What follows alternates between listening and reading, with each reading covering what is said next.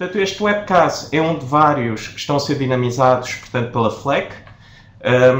Portanto, a FLEC é um centro de formação dedicado, portanto, a particulares e empresas, especializado em tecnologias associadas ao desenvolvimento de artes e suportes visuais e interativos nas vertentes print, web e motion.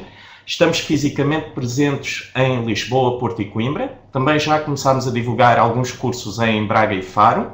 Tem aqui também alguns contactos, portanto, da FLEC, nomeadamente o site, o Facebook, desde já vos convido a seguir, e também um e-mail, caso tenha alguma questão posteriormente.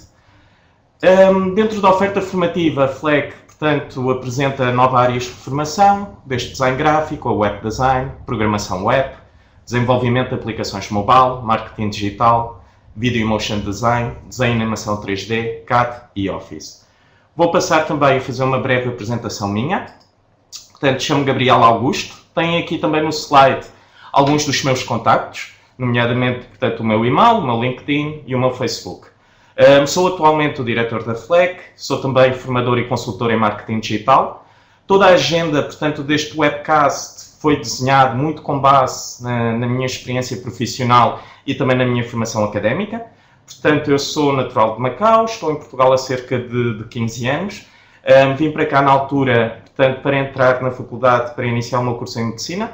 Entretanto, decidi, alguns anos depois, que não era bem, portanto, a minha vocação, e passei então para uma licenciatura em Design de Comunicação e depois, portanto, prossegui os estudos também, portanto, em Gestão de Marketing. A minha experiência profissional, portanto, esteve muito envolvida com o design gráfico e também, portanto, com a parte de marketing. Ao longo deste workshop, e com base nisto que vos acabei de dizer, portanto, nós vamos tentar responder algumas questões que me parecem pertinentes em relação a este tema, ou seja, conteúdos visuais em social media. Portanto, algumas das questões que tenho aqui preparadas, e espero que no final do webcast seja possível, portanto, ter essas respostas todas. Por um lado, como funciona a percepção visual. Esta é uma parte um bocadinho mais relacionada com os conhecimentos que eu adquiri quando estava a estudar medicina. Depois explicar o que é que são conteúdos visuais, tipos de conteúdos visuais que existem, como podemos tirar proveito então destes conteúdos visuais na comunicação e, por fim, como é que isto se aplica em social media. Portanto, o objetivo é tentarmos passar, portanto, por estas 4 fases.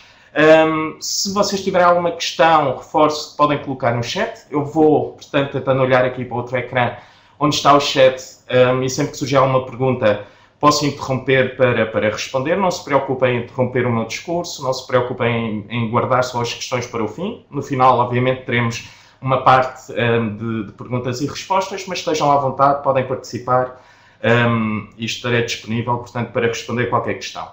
Então, começando com a primeira questão, ou seja, como funciona a percepção visual. Portanto, vou-vos apresentar aqui algumas informações que eu acho que são particularmente interessantes, nomeadamente a nível de funcionamento da nossa massa cinzenta. Não sei se sabem, portanto, cerca de 20% do oxigênio que nós inspiramos é utilizado, portanto, no nosso cérebro e o mais interessante é que 95% destes 20% são destinados exclusivamente a uma zona que é a nossa massa cinzenta. Portanto, esta massa cinzenta tem uma série de funções, como o controle muscular, a percepção sensorial, que é nisto que nós vamos falar um bocadinho mais em detalhe e que inclui a visão, a audição, o olfato, o tato, etc. Também é aqui que se trabalha as questões de memória, as questões mais emocionais, a fala, a tomada de decisão e o autocontrole. Portanto, desses 95% portanto, do oxigênio que é destinado a esta zona, portanto, a massa cinzenta, é importante percebermos, portanto, o que é realmente dedicado àquilo que nós estamos a falar aqui em termos de percepção visual. E então, uma das informações relevantes que vos quero apresentar logo, desde já, é que 30% da nossa massa cinzenta corresponde a neurónios associados à visão. E se nós pensarmos em todas as funções que acabei de vos falar, 30% é muito. E efetivamente a visão é portanto, um dos sentidos que nós temos mais apurados e daqueles que exigem, portanto, maior trabalho e esforço da nossa parte para a sua percepção. Se nós compararmos com outros sentidos que nós temos, nomeadamente o tato e a audição, nós podemos ver claramente que existe aqui, portanto, uma diferença grande. Portanto, o tato, estamos a falar de 8%, a audição 3% e a visão 30%. Se nós analisarmos não numa perspectiva de neurónios, mas numa perspectiva de esforço em termos de processamento sensorial, uma das informações relevantes é que 75% de todo o processamento sensorial, portanto os nossos 5 sentidos, ou 6 se quiserem, é dedicado exclusivamente à informação visual. Portanto, esta informação visual, que portanto, tem tudo a ver com a visão, tudo o que nós conseguimos captar a nível da visão é processado, portanto, nesta fase, na nossa massa cinzenta. E quando nós falamos em informação visual, nós estamos a falar essencialmente de duas questões. Portanto, aquilo que é informação visual verbal e aquilo que é informação visual não verbal. Portanto, aqui estamos claramente a separar duas coisas, portanto, aquilo que é texto e aquilo que é imagem propriamente dita. Portanto, o texto não deixa de ser, e esta é a primeira informação que eu acho que é relevante, o texto não deixa de ser informação visual, portanto, é algo que nós, portanto, percepcionamos visualmente, é algo que requer um tipo de processamento um bocadinho distinto de uma imagem propriamente dita.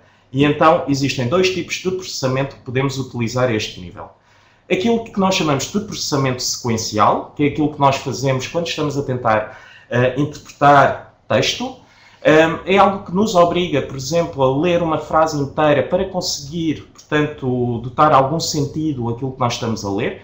Aqui este exemplo é muito simples. Se vocês começarem a ler a frase a meio ou de trás para o início, vocês não vão conseguir efetivamente extrair um sentido aquilo que nós estamos a tentar transmitir. No entanto, por ser sequencial, isto exige um esforço maior, demora um bocadinho mais tempo, obriga que cada palavra ou cada letra, neste caso cada caractere, seja primeiro percepcionado, analisado, atribuído um determinado significado. Portanto, Ana, o meu colega Paulo vai responder. Dizia eu, portanto, se nós não conseguirmos interpretar cada palavra por si só, nós não conseguimos depois atribuir, portanto, um sentido total à nossa frase. Quando estamos a falar de uma imagem, o processamento é um bocadinho diferente. Portanto, aqui não estamos a falar de uma questão de processamento sequencial. Estamos a falar daquilo que nós designamos de processamento simultâneo. Nós, ao olharmos para uma imagem, nós conseguimos extrair um conjunto de informações, portanto, de uma forma quase simultânea, ou seja, eu olho aqui para a imagem, eu consigo ver a raposa castanha saltar por cima de um cão triste, e além daquelas informações que nós conseguimos, na situação anterior, extrair, portanto, a partir do texto, aqui na imagem nós conseguimos, portanto, obter outras informações. Eu estou a ver que o cão está deitado, portanto, num espaço aberto e não dentro de uma casa, etc. Portanto, e nós conseguimos fazer esse processamento simultâneo, porque nós, na percepção visual, conseguimos processar simultaneamente três questões distintas. Aquilo que é cor, aquilo que é forma e aquilo que é movimento. E é por isso, por exemplo, que suportes a nível de vídeo, animação, etc., têm o sucesso que têm, porque nós conseguimos realmente olhar para um filme que está a decorrer e extrair tudo ao mesmo tempo, desde a cor, a forma e o movimento. Este processamento simultâneo permite-nos, então, ser muito mais ágeis na percepção desta informação do que em texto, que nos obriga a fazer uma leitura sequencial e depois atribuir um determinado significado às coisas, apesar de, por vezes, e de uma forma inconsciente, nós não temos bem percepção portanto, do esforço e do tempo que isto leva. Isto leva-nos, então, à primeira conclusão que vos quero apresentar, que eu acho que é importante para suportar o resto da apresentação, que é o facto de sermos muito mais rápidos a processar imagens do que texto. E quando digo muito mais rápidos, não estou a exagerar, portanto, são 60 mil vezes mais rápido a processar imagens do que texto. Portanto, isto é particularmente importante quando nós queremos comunicar algo. Sabemos que as pessoas têm pouco tempo disponível, não sei se têm essa percepção, por exemplo, em média nós temos 8 segundos de atenção de uma pessoa quando estamos a emitir um determinado estímulo. Portanto, estamos a falar de 8 segundos que queremos aproveitar muito bem. E se tivermos um suporte que permite essa comunicação de forma mais ágil e mais rápida, nós vamos querer utilizá-la. Outra questão aqui importante, além da forma diferente de processamento em termos de percepção visual, tem a ver com a forma como a informação é armazenada em termos de memória e, consequentemente, utilizada durante esse processo. O texto é processado em memória de curto prazo. Isto é óbvio se nós pensarmos um bocadinho nesta situação.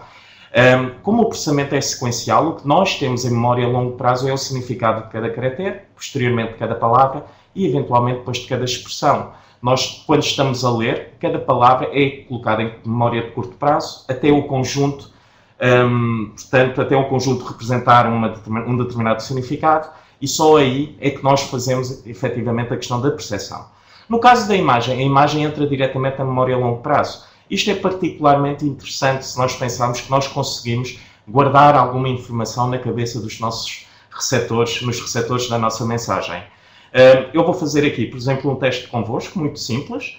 Eu coloco aqui, portanto, uma imagem, e a pergunta que eu vos faço é se vocês conseguem efetivamente identificar a marca que está representada. Não está aqui nenhum logotipo, não está aqui nenhuma informação. O que está aqui, portanto, são duas questões muito simples. E, portanto, vou colocar aqui o quiz. Peço-vos que respondam, só para termos uma ideia se realmente conseguimos ou não. Entretanto, enquanto vocês respondem, vou-vos dar também uma pequena pista, que é uma coisa muito simples. Portanto, outra pista aqui, que é, temos aqui duas questões interessantes. Portanto, uma que é a cor, outra que é a forma. São duas coisas que nós conseguimos interpretar de forma simultânea. Isto dá-nos, portanto, quem conseguir realmente adivinhar qual é a marca que está representada, consegue identificar-se claramente com o que eu quero dizer. Portanto, eu tenho aqui os resultados. Portanto, acho que nem toda a gente respondeu ainda, mas eu vou divulgar os resultados para que vocês possam ter também uma ideia. Portanto, e a verdade é que, portanto, das 30 respostas que eu tenho aqui, 29 pessoas indicam que conseguem, agora já 30, identificar a marca. Uma diz que não. Já vi aqui também algumas respostas no chat: Coca-Cola, Coca-Cola, Coca-Cola, Coca-Cola. Alguém falou da Adobe, também pode ser, porque, essencialmente por causa da cor. Mas a verdade é que a marca que eu estou aqui, portanto, a mostrar é verdadeiramente a Coca-Cola. Se pensarem nisto, aplicado numa perspectiva de, em termos de top of mind, em termos de referenciação por parte das marcas, portanto, não se consegue clicar. Portanto, se dá para responder, Sofia, em princípio clicou, mas já vamos testar outra vez no próximo questionário e vou estar mais atento para ver se o consegue fazer ou não, Sofia. Portanto, aqui a questão é que, claramente, sem ter a informação do logotipo ou da marca escrita, nós conseguimos adivinhar quase ou identificar uma marca que está representada apenas por duas informações muito simples, que é a questão da cor e a questão da forma. Isto porque nós temos essas informações armazenadas a nível portanto, da nossa memória a longo prazo e que nos permite, portanto, atribuir logo um significado a alguma coisa que estamos a ver. Portanto, essa informação leva-nos então a uma segunda conclusão, que eu acho que é também muito pertinente, e que nós podemos depois tirar proveito disto. É que as imagens marcam-nos mais do que o texto. Marcam-nos mais porque fica armazenado na nossa memória, portanto, a longo prazo. É algo que nos dá significado a cores, formas, etc., que nós vemos, e que é algo que nós podemos tirar proveito, enquanto que no texto nós não conseguimos fazer. Outra questão importante ainda relacionada com a percepção visual, que considero também pertinente para quem trabalha imagens e em comunicação. Por exemplo, não sei se tem essa percepção, e acho que esta informação pode ser um bocadinho deprimente, mas 99% da informação sensorial que nós percepcionamos é descartada imediatamente.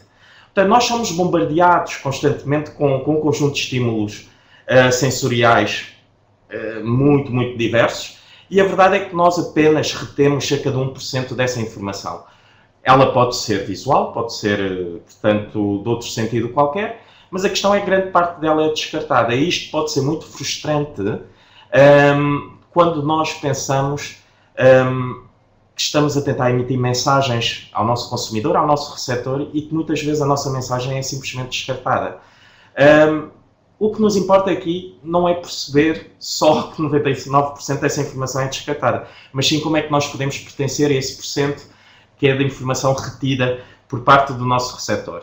E então existe aqui, portanto, uma autora, Patricia Wolf, que tem um livro chamado Brain Matters, muito interessante sobre este assunto, e que ela nos diz que essa filtragem que nós fazemos a nível da percepção sensorial é feita pela nossa mente com base numa questão muito simples. Portanto, a nossa mente vai tentar determinar se esse estímulo sensorial é algo que é fora de comum, se é algo que é diferente do que nós estamos habituados. Se assim o for, provavelmente nós não vamos descartá-la e vamos tentar percepcioná-la, porque o objetivo da nossa mente é muito simples, é contribuir, portanto, para o desenvolvimento do conhecimento. E com isso nós podemos então concluir algo muito simples, que nós não mandamos naquilo que nós queremos ver, mas é a nossa mente que decide aquilo que nós devemos ver. Portanto, isto tira algum poder das nossas mãos, como ser humano, e a verdade é que são estas células, essa massa cinzenta que nós temos aqui em cima, que nos diz aquilo que nós podemos ou queremos ver.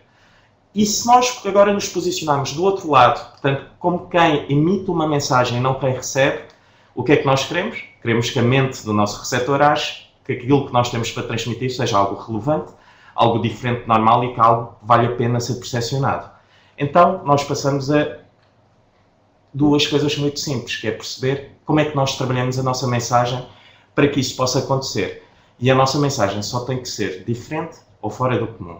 Isto, em termos de imagem, é muito mais fácil trabalhar do que texto.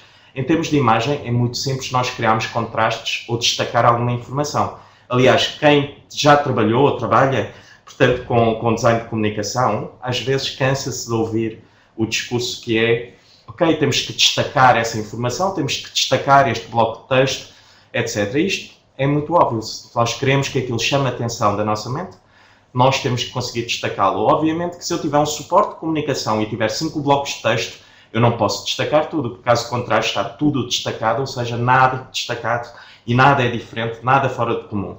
Isto obriga-nos, quando estamos a criar a nossa mensagem, a definir algo muito útil, que é a prioridade da mensagem que nós queremos passar. O que é realmente o bloco de informação mais útil, aquilo que nós queremos que as pessoas realmente percepcionem e aquilo que é secundário, que as pessoas depois podem fazer um esforço para perceber um bocadinho melhor. Isto tem a ver, portanto, com a forma como nós atribuímos a nossa atenção, que é algo, portanto, muito simples, que é a atenção. Nós temos 2 tipos de atenção, portanto, aquilo que é uma atenção consciente ou seletiva e aquilo que é uma atenção automática. Portanto, a atenção consciente e seletiva explica-se, por exemplo, com situações do nosso dia-a-dia que vocês com certeza já se depararam. Por exemplo, eu lembro-me quando era mais adolescente e estava a estudar, achava que conseguia estudar, por exemplo, com música ou com televisão, com barulho de fundo. E a verdade é que o que eu fazia na altura, de forma inconsciente, era alocar a minha atenção exclusivamente àquilo que eu estava a ler, ou então estava a fragmentar a minha atenção. Ou seja, portanto, eu não estava a tirar o proveito que gostaria se não selecionasse a minha atenção só para um canal específico, nesse caso, aquilo que eu estava a ler ou estava a estudar. Isto é algo que nós, do lado do emissor, não conseguimos propriamente controlar. Eu não posso chegar ao pé de um determinado receptor da minha mensagem e obrigá-lo a ter uma atenção seletiva à mensagem que eu estou a passar. Aquilo que nós trabalhamos como emissores de mensagens é a parte da atenção automática. Portanto, como é que eu consigo despertar a atenção automática, aquela que as pessoas não controlam à partida, para que a minha mensagem consiga, portanto, ter o destaque e a atenção necessária para ser percepcionada. E é aqui que entram as questões que nós falávamos há bocadinho, portanto, de ser um conteúdo um bocadinho diferente ou ser um conteúdo fora do comum.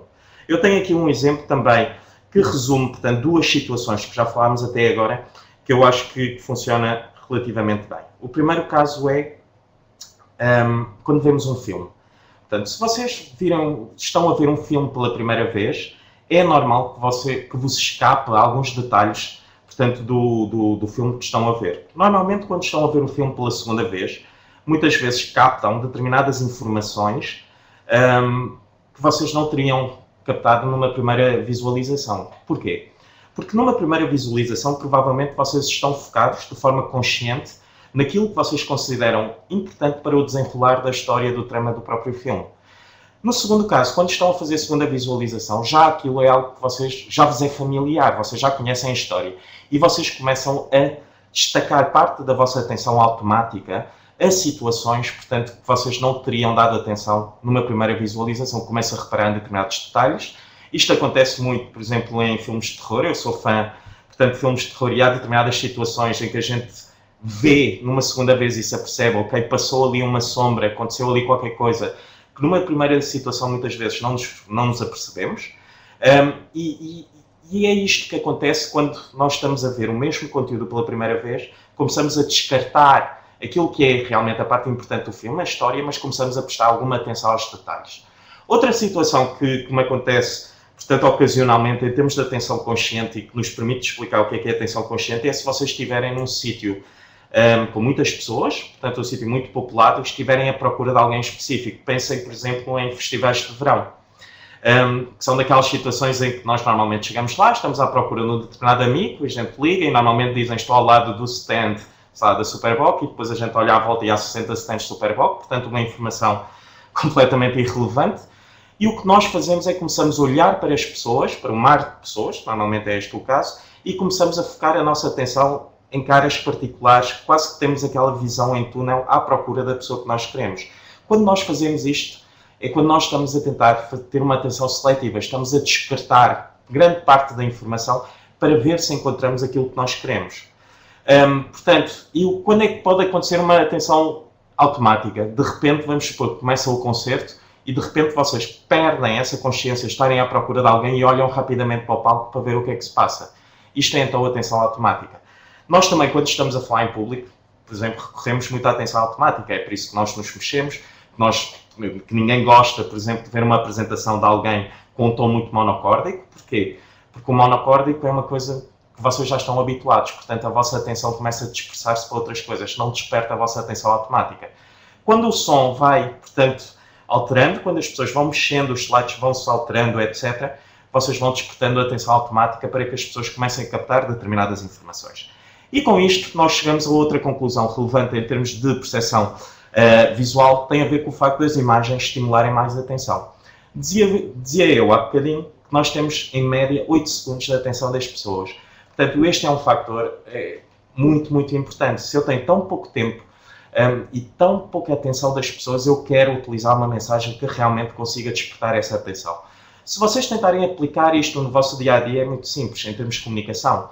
Vocês utilizam o Facebook, eu utilizo, por exemplo, grande parte do meu tempo no Facebook, eu utilizo, portanto, num dispositivo móvel, tanto no meu iPad como no meu telemóvel, e o gesto principal que eu tenho no Facebook é este, portanto, passar para cima, porque eu estou a fazer o scroll, portanto, do meu newsfeed, do meu feed de notícias. E o que acontece é que determinadas imagens podem captar a minha atenção automática e eu paro para ver. Há outras situações em que eu passo à frente porque aquilo não me desperta a atenção necessária e eu não paro para consumir esse determinado conteúdo. Sim, Henrique. Depois, esta apresentação está a ser gravada, nós depois disponibilizamos o link, portanto, do vídeo. Bom, continuando. Outra questão importante, portanto, além da questão da atenção, de nós sermos mais eficazes e até mais eficientes na comunicação utilizando imagens, tem a ver com algo muito particular que as imagens têm, algo muito, muito, muito interessante, que é o facto das imagens, para além de serem tão mais eficazes e eficientes, elas afetam-nos fisiologicamente. O que é que eu quero dizer fisiologicamente?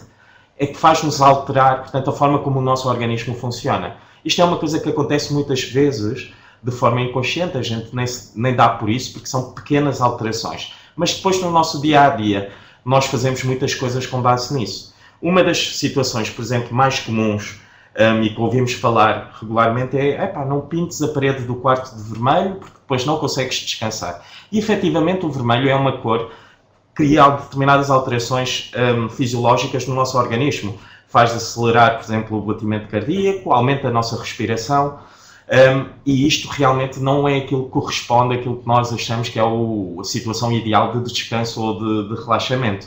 Quando nós pensamos em pintar o nosso quarto, muitas vezes pensamos em cores mais clarinhas, cores mais calmas, que nos permitem então chegar a esse descanso.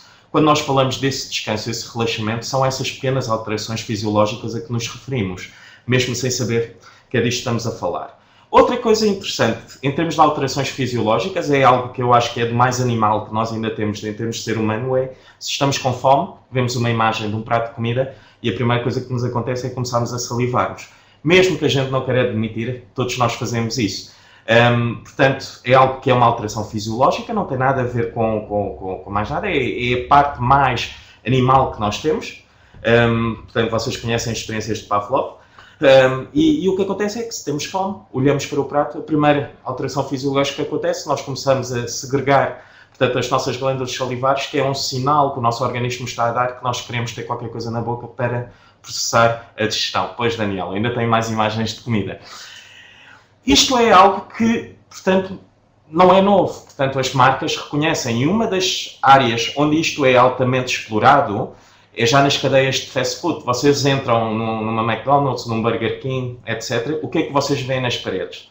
Comida com as imagens. Eles não têm um menu só com o nome dos pratos. Eles têm imagens grandes, com qualidade, sobre os produtos que estão, portanto, a disponibilizar. Hambúrgueres, gelados, milkshakes, etc. Porquê? Porque estão a tentar explorar essas alterações fisiológicas. Se eu estou na fila para fazer o meu pedido e começar a salivar, a probabilidade de pedir algo mais é um bocadinho maior. Além disso, faz-me crer que a comida é realmente melhor, porque o meu nível de saciedade cresce e obriga a uma resposta um bocadinho maior. Eles, obviamente, não fazem isto só por esta razão, também fazem por uma questão de memória a longo prazo, que nós falámos há bocadinho. Portanto, devem-se lembrar, foi há 5 minutos atrás, espero que não tenham descartado essa informação.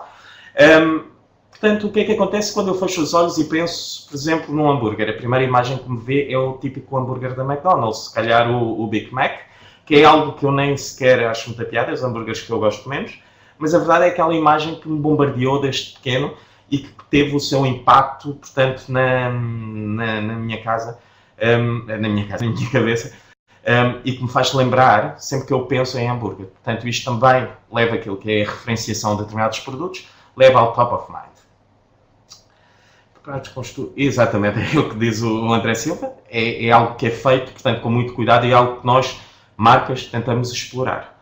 Agora, além das questões fisiológicas, que é uma parte um bocadinho mais animal, as imagens têm ainda um papel muito, muito importante, é que as imagens também nos afetam emocionalmente. E é aqui que as coisas entram realmente em jogo. Nós estamos a falar de comunicação, estamos a falar de marketing, principalmente, e a questão emocional tem um papel brutal neste aspecto. Se pensarmos em tudo o que as imagens conseguem fazer em termos de alterações emocionais, nós conseguimos perceber rapidamente a importância e o papel que a imagem tem neste processo de comunicação. Um exemplo, antes de passar algumas imagens que eu tenho aqui para vos mostrar, muito simples. Vou voltar a pegar a situação dos filmes. Quando vocês leem um livro antes de ir ver um filme, vocês normalmente sentem que o filme não é muito bom. Por uma questão muito simples. Vocês, quando estão a ler, o que é que acontece? Vocês começam a criar uma imagem mental da história que vocês estão a ler. Portanto, eu estou a ler, vamos supor, aconteceu-me isto com O Senhor dos Anéis, eu li os livros quando era muito mais novinho ainda, e tinha criado uma determinada imagem mental sobre o livro que estava a ler. Entretanto, vou ao cinema e o filme tem imagens espetaculares, mas não são aquelas que eu já criei em memória e que estava na minha memória a longo prazo. E então, o que estava a acontecer era uma pequena dissonância cognitiva entre aquilo que eu estava a ver e aquilo que eu conhecia. E emocionalmente isso tem algum peso, porque eu já tinha criado alguma simpatia por determinadas personagens que não eram, obviamente, interpretadas por aqueles atores. Se nós fizermos o processo ao contrário, que é, eu vou ver primeiro um filme e depois leio o livro, a história muda completamente, porque eu vou estar a ler o livro, a criar a minha imagem mental já com base nas personagens que eu vi no cinema. E então aí a coisa muda e consigo criar esse elo emocional de uma forma muito mais fácil. As questões emocionais que as imagens, portanto, passam não são só vantagens na comunicação, por vezes também complicam um bocadinho o processo. Quando é emocional, tem a probabilidade de ser altamente subjetiva. Por exemplo, esta imagem, que é uma imagem bonita, é uma imagem agradável, mas que pode despertar diferentes emoções consoante, portanto, o estágio da nossa vida ou experiências que nós tivemos no passado. Se eu estiver numa fase muito apaixonada da minha vida, esta imagem é muito fofinha, é muito querida, fico muito feliz a olhar, faz-me lembrar, portanto, a pessoa com quem eu estou, etc. No entanto, se eu acabei de sair de uma relação de uma forma um bocadinho mais complicada, eu olho para isto mete-me nojo, põe-me irritado, etc. Isto tudo são emoções. E depois, cada um de nós reage às nossas emoções de forma diferente. Eu vou mostrar aqui outra imagem, espero que não choque ninguém. Mas, por exemplo, eu olho para isto para mim é engraçado. Eu acho interessante, eu olho para isto, eu gosto de filmes de terror, olho para isto e acho isto fantástico. Isto há de meter nojo a outras pessoas. Portanto, e para pessoas diferentes, isto vai despertar níveis emocionais diferentes, com pesos diferentes, e há outras situações em que nos vai fazer sentir coisas diferentes em relação àquilo que nós queremos transmitir. Eu tenho aqui um exemplo, por exemplo, exatamente, agora é das melhores coisas para mim em termos de imagem. É pena que a gente não consiga aplicar a todos os modelos de negócio, mas é fantástico. Eu trago aqui, por exemplo, uma situação que eu encontrei no Facebook, da Cruz Vermelha Americana. Portanto, eles fizeram um post com o texto, creio que vocês consigam ler, basicamente a dizer que em 2003, com a ajuda das pessoas, eles conseguiram providenciar mais do que 29 estadias, portanto, em abrigos, pessoas que foram obrigadas ou ficaram desalojadas devido a desastres naturais. Portanto, este texto por si só, obviamente que a gente lê e até sentimos, portanto, qualquer coisa emocional em relação a isso, coitadinha das pessoas, etc. Mas essa carga emocional muda completamente se nós associarmos uma imagem a isto. Por exemplo, se colocarmos uma menina muito feliz, deitada ali, etc.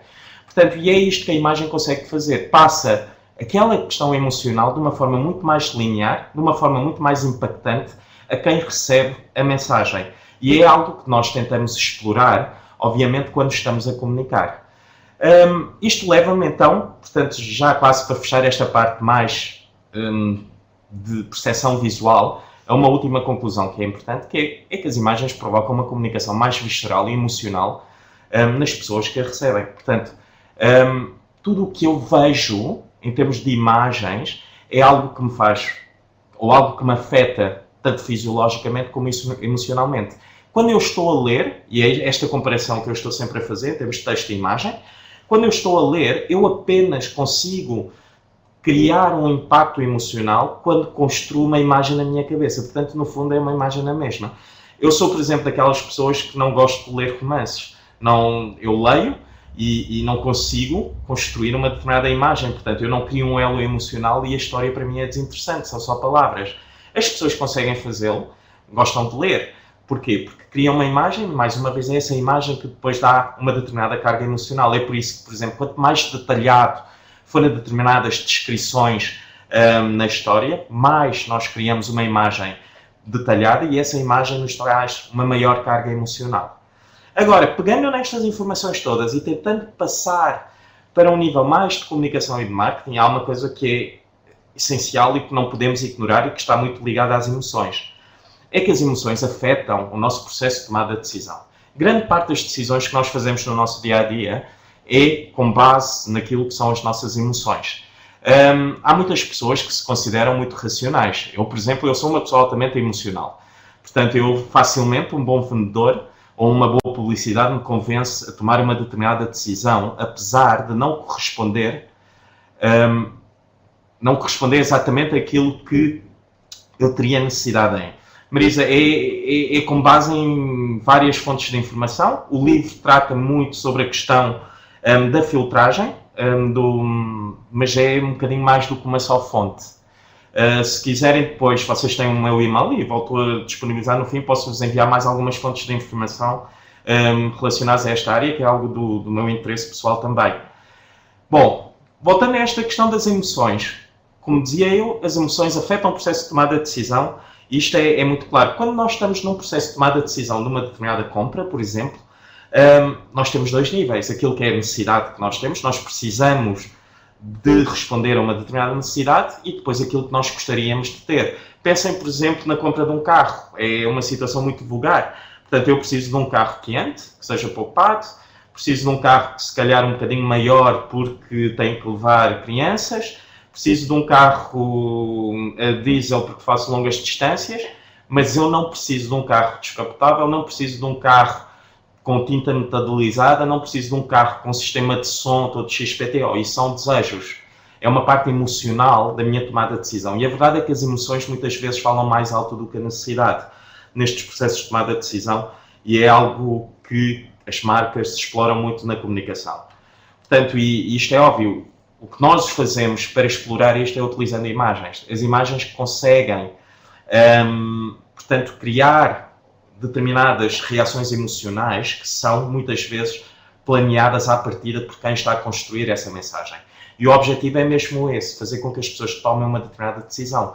É por isso que quando nós olhamos, por exemplo, para a divulgação de uma agência de viagens, nós vemos imagens paradisíacas. Se eu estiver à procura de uma casa, eu posso ver casas completamente vazias, mas há casas que estão mobiladas e bem mobiladas, com determinado carisma, que me vão chamar muito mais a atenção, mesmo que depois a casa venha a ser vendida sem, portanto, essas mobílias. Mas permite-me criar aquela imagem do destino, do que virá a ser a minha casa, o meu lar de sonho, e que vai levar a minha decisão a ser tomada de uma determinada forma ao invés de outra. Portanto, esta questão relacionada com as emoções é muito o cerne, portanto, da utilização das imagens, portanto, em qualquer tipo de comunicação que nós fazemos. É por isso que, com o aparecimento, por exemplo, da televisão, a publicidade na televisão tornou-se, portanto, um canal privilegiado para isso, porque realmente acrescentem cor, acrescentem movimento, acrescentam som também, acrescentam formas, etc. Isto tudo leva-nos, começam a criar determinadas emoções que faz-nos querer. E o mercado cria determinadas imagens que nos faz aspirar, portanto, imagens de aspiração que nos levam a querer ser algo que muitas vezes não são exatamente as nossas necessidades, mas sim algo que nós queremos vir a ser emocionalmente. Portanto, e como é que nós fazemos isto? Nós recorremos então aos tais conteúdos visuais que podem ser de vários tipos. Portanto, de uma forma muito simplificada, tenho aqui alguns casos, portanto, imagens, obviamente que aqui imagens podem ser de todo o tipo, e se vocês pensarem um bocadinho na internet é muito simples, desde memes que são espetaculares, até aquelas imagens com frases, sim, Henrique também, portanto, a promoção de status é uma forma de nós alimentarmos exatamente uma questão emocional. Muitas vezes o status pode representar uma emoção que é muito básica nossa, que é a vaidade. A gente quer ser determinada coisa. Mas também podemos usar para fazer veículo de promoção de outras sensações, de outras emoções que possam nos levar a tomar uma determinada decisão. O que acontece é que nós temos dois tipos de emoção. Eu já volto a este slide agora para aproveitar. Nós temos dois tipos de emoções. Aquilo que são emoções catalisadoras, num determinado processo de tomada de decisão, que nos faz querer e decidir que sim, é isto que eu preciso, é isto que eu quero, ou aquelas que são inibidoras, aqueles que nos faz fugir àquela tomada de decisão, ou seja, eu não vou comprar isto por qualquer razão. Portanto, por exemplo, o medo é muitas vezes uma emoção negativa que inibe determinada compra. Eu não vou comprar isto porque eu depois nem sequer vou ter tempo de utilizar. É um receio que existe em termos emocional. E o que muitas marcas fazem, de uma forma muito interessante, não é tanto trabalhar a componente das emoções catalisadoras da tomada de decisão, mas sim as inibidoras. Eu vou tentar aniquilar essas emoções que vão levar a tomada de decisão para o não, antes que elas surjam. Portanto, pensem, por exemplo, nos ginásios. Eles tentam fazer muito isso, antes das pessoas dizerem muitas vezes que depois vão pagar uma mensalidade e não vão ter tempo para ir, elas dizem logo, mas é só 1 hora por dia, podem vir à hora de almoço, têm determinadas rotinas planeadas que as pessoas podem fazer. Por exemplo, as cadeias de ginásios que estão orientadas só ao sexo feminino, se calhar uma mulher pode ter algum receio, mas eu vou estar lá toda desmazelada, despenteada, desmaquilhada, suada e não me sinto à vontade. E então eles tentam já atacar à partida essa emoção que vai inibir a tomada de decisão, que é, não se preocupem, vai estar só com pessoas na mesma situação, mulheres igualmente suadas, desmazeladas, desmaquilhadas, etc. E mais ainda, dizem que não se preocupem que não é muito caro, custa só X por mês, que é uma coisa que vocês podem fazer, se calhar se jantarem fora menos 1 ou 2 vezes por mês. Não se preocupem com a questão do tempo, porque a rotina dura 1 hora, e podem fazer a hora de almoço, etc, etc, etc. Portanto, aqui muitas vezes não atacam só a questão da vaidade, de ficar com informe, etc.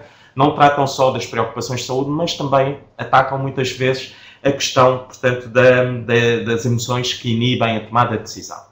Voltando aqui então aos nossos conteúdos visuais. Temos aqui, portanto, vários tipos de imagens. Portanto, aqui são os mais simples. Podem ir desde memes, a imagens um bocadinho mais trabalhadas, fotografias, que não deixam de ser imagens também, mas são coisas um bocadinho mais específicas em que representam uma determinada realidade. Infográficos, que é um tipo de conteúdo visual que cresceu muito, portanto, nos últimos anos, que tem uma particularidade muito interessante que permite simplificar aquilo que é complexo. Portanto, se voltarmos a pensar um bocadinho atrás daquilo que eu disse há bocadinho, as pessoas têm pouco tempo, têm pouca atenção, e eu tenho algo complicado para passar às pessoas, então deixem-me simplificar essa informação para que as pessoas consigam realmente retirar alguma informação sobre isto antes de desistirem, portanto, desse processo. Depois temos os vídeos. Apesar de toda esta apresentação estar muito focada em imagens estáticas, os vídeos não deixam de ser conteúdos visuais. Mais ainda, são conteúdos mais do que visual. Também podem envolver som, que é algo muito interessante, e que tem uma carga emocional ainda maior. Okay? Também conseguem, por exemplo, a música também afeta-nos fisiologicamente. Há músicas aceleradas que a gente ouve e de repente o nosso coração começa a bater um bocadinho mais rápido. Portanto, os vídeos conseguem juntar dois mundos ainda mais poderosos. Portanto, e tentando fazer aqui um pequeno resumo, antes de passarmos, portanto, à aplicação disto tudo em termos de social media, eu tenho aqui 3 coisas que eu acho que são fundamentais para nós idealizarmos aquilo que é um bom conteúdo visual, que pode ser uma imagem, uma fotografia, um infográfico, um vídeo, outra coisa qualquer que vocês achem que enquadrem nesta caixa. Em primeiro lugar, o conteúdo visual tem que ser fácil de digerir. Portanto, tem que ser algo simples. Portanto, nós já sabemos que o conteúdo visual é percepcionado de forma mais rápida e de forma mais eficaz do que texto. Mas mesmo assim não é suficiente. É algo que nós queremos que as pessoas olhem e que consigam perceber rapidamente aquilo que nós queremos transmitir, sem ter que pensar muito sobre o assunto. Nós temos pouco tempo da disponibilidade das pessoas. Por isso, o que nós queremos fazer é que elas olhem e consigam captar realmente a informação que nós queremos transmitir. Os infográficos, por exemplo, é uma forma simples de nós tornarmos uma informação complexa mais fácil de digerir. E principalmente se pensarmos em social media, que as pessoas passam o tempo lá, passam muito tempo, mas sempre muito a correr, a informação tem que ser mesmo muito fácil de digerir, caso contrário as pessoas desistem, não é? Portanto, se pensa, e isto vai variando de rede social para rede social. Uma coisa é, por exemplo, o Instagram, se calhar as pessoas estão ali a ver, portanto, um feed de imagens e não querem perder muito tempo a tentar analisar cada imagem, mas se estivermos, por exemplo, num caso de um blog, se calhar as pessoas já não se importam de dispensar um bocadinho mais tempo. Por exemplo, uma das redes sociais mais recentes que trabalham esta questão, que é fundamental, esta questão de facilidade de gestão, é o Snapchat, não é? Nós até definimos quantos segundos as pessoas podem olhar para a imagem e a seguir a imagem desaparece. Portanto, eu não vou definir que a minha imagem pode ser observada durante 3 segundos e colocar lá um infográfico. Portanto, eu vou colocar algo que seja muito simples. Se calhar até pode ser um meme, mas se eu definir que são 3 segundos, tem que ter uma frase que dê para ler em 3 segundos. Caso contrário, as pessoas não vão conseguir tirar essa informação. Exatamente, Carolina. Por exemplo, o site Dinheiro Vivo tem alguns infográficos para partilhar notícias que é particularmente interessante. Muitas empresas, por exemplo, que trabalham no mercado B2B, Business to Business, utilizam infográficos para conseguir, de uma forma simples e rápida, mostrar a eventuais clientes empresariais como o serviço que eles disponibilizam pode aumentar a produtividade, a performance, a rentabilidade, etc. dos seus negócios. Portanto, se eu tiver uma agência, vamos supor, digital, eu vou criar infográficos para, de uma forma muito simples, explicar algumas empresas que eu consigo aumentar a produtividade deles. Portanto, uma coisa muito simples que é, vocês investem 1000, eu retorno 20.000. Portanto, e fazer com que eles consigam, efetivamente, perceber rapidamente aquilo que eu quero transmitir. Por outro lado, as imagens têm que ser atrativas. Quer dizer, eu posso ter uma imagem muito, muito fácil de digerir, mas se a imagem não tiver qualidade, se for má, tiver, por exemplo, um aspecto que não desperte atenção por aí além, ela não vai ter resultado. Não se esqueçam que uma das características mais importantes das imagens é que elas consigam despertar mais facilmente a atenção do que outro tipo de conteúdo. E a atratividade tem um papel muito importante aqui. As imagens têm que ser boas. Isto, às vezes, é um handicap para quem trabalha em marketing e comunicação. Portanto, nós somos profissionais de marketing, nós somos profissionais de comunicação, nós não somos designers. E, às vezes, não temos um design ao nosso dispor, principalmente quando somos, se calhar, freelancers e community manager de uma página qualquer. E então decidimos, ok, mais vale partilhar uma imagem mazinha do que não partilhar nenhuma. Não, se calhar devemos avaliar as prioridades. Se eu tenho uma estratégia de conteúdos que tem, portanto, algum peso em termos de imagem, se calhar é um investimento que eu tenho que fazer. Ou aprendo a fazer, ou então eu tenho que ter alguém que me apoie na criação dessas imagens. Imagens boas conseguem resultados muito melhores do que uma imagem mal feita. Criar boas imagens não é arranjar um fundo com baixa resolução, escrever qualquer coisa por cima com uma letra que dê para ler bem. Não, a tipografia é uma ciência. Uma boa resolução da imagem, a qualidade da imagem é fundamental. Ninguém como é que eu consigo convencer alguém a dedicar algum do seu tempo a analisar a minha imagem, se à partida eu estou a dizer à pessoa que eu não dediquei tempo nenhum para criar uma boa imagem? Portanto, isto é algo que nós temos de ter muito, muito cuidado e criar imagens realmente atrativas e imagens que consigam trazer valor acrescentado ao meu processo de comunicação. Depois, as imagens são mais emocionais.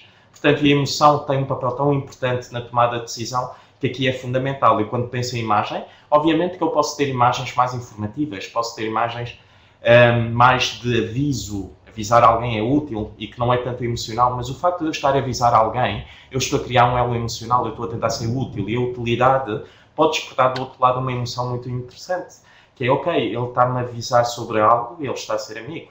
Portanto, eu posso daí trabalhar a questão emocional de uma forma um bocadinho mais indireta.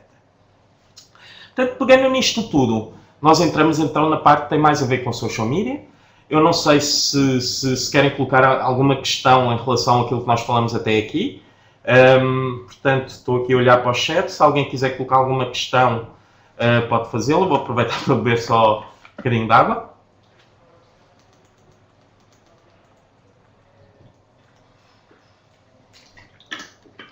Estou a ver aqui pessoas a escrever. Vou só ver se é alguma questão. Memo? Como assim, Joana? Ok, meme. Portanto, isto eu acho que isto é algo que eu vou dizer e que vocês vão dar muito valor a isso. Se não conhecerem o que são os memes, aproveitem, pesquisem e vão ver, porque vão descobrir um maravilhoso novo mundo de coisas divertidas. São aquelas imagens, portanto, que nós arranjamos uma fotografia e colocamos um bocadinho, uma frase para dar um contexto. Portanto, normalmente muito associado a uma questão mais humorística, mais divertida. Deixem-me ler só aqui a questão do Dário. Portanto, falaste em criar uma imagem para avisar o receptor. Que outros tipos de mensagens podemos criar?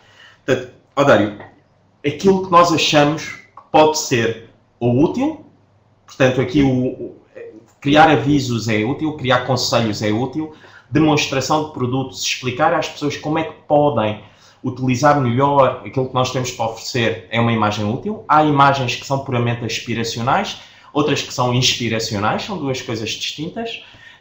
Há imagens que servem para ajudar a passar uma informação complexa de uma forma mais simples, como é o caso dos infográficos. Eu trago aqui depois alguns exemplos, Dário, portanto, se um bocadinho mais à frente, se depois achar que quer voltar a colocar essa questão no final, força e posso abordar um bocadinho mais em detalhe. Mas assim, escuso estar já a saltar para essa parte, porque eu tenho depois alguns slides e é mais fácil vocês verem efetivamente as imagens e de que forma é que as empresas podem utilizar as imagens, portanto, na sua presença a nível de social media. Portanto, quando nós falamos de social media, há uma coisa que é um conceito que é já quase clichê hoje em dia, que é o facto de conteúdo ser rei, né?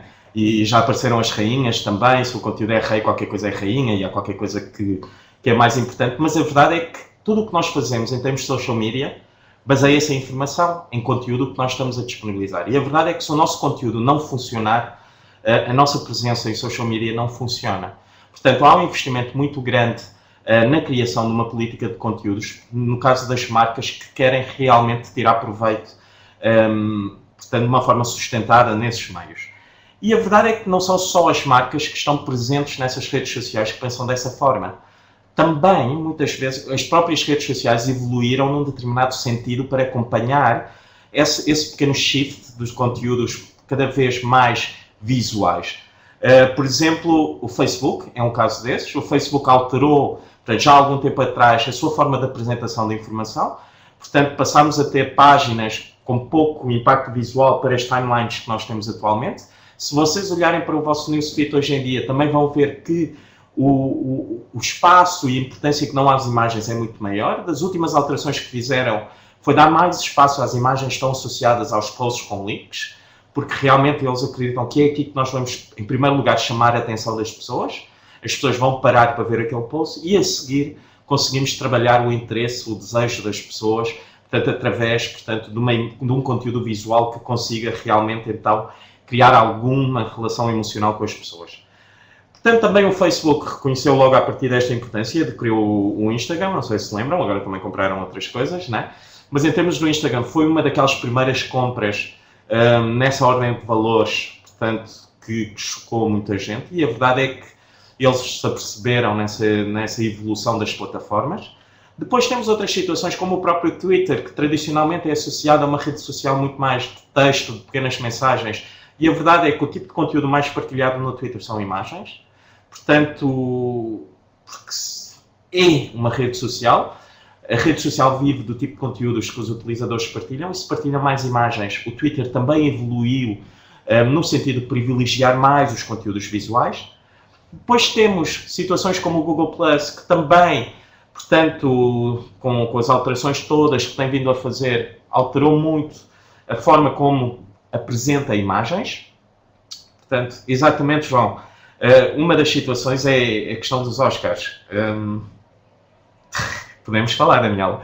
Portanto, a questão é que eu já vi mais informação sobre o selfie do que propriamente sobre quem ganhou, portanto, os prémios, e isto tem a ver com o impacto visual. E o impacto visual, principalmente estamos a falar de uma fotografia que junta um conjunto de pessoas que se calhar numa situação normal não estariam juntas, e num ambiente um bocadinho fora daquilo que estão habituados. Daí, portanto, todo o impacto que ele teve. Portanto, isto eu acho que ainda bem que aconteceu ontem, porque estamos a falar sobre isto hoje, e isso demonstra claramente o poder da imagem, o impacto. Os selfies do Obama, eu também li um artigo muito interessante sobre os selfies do Obama, que tem a ver, portanto, com a propagação, por exemplo, da praga dos piolhos, porque as pessoas com os selfies começam a aproximar muito mais as cabeças para tirarem as fotografias, etc. Mas a verdade é que as fotografias, as imagens, têm esse poder.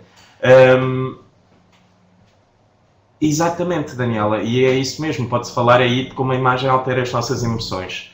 Nós já vimos de uma forma muito natural, muitas vezes nós não pensamos sobre isso, mas altera dessa forma, e o selfie do Papa com a devota, temos aqui N situações. E um dia vão falar de um selfie meu, com certeza, que eu vou começar a fazer também, pode ser que resulte. Portanto, e as redes sociais adaptaram muito a sua forma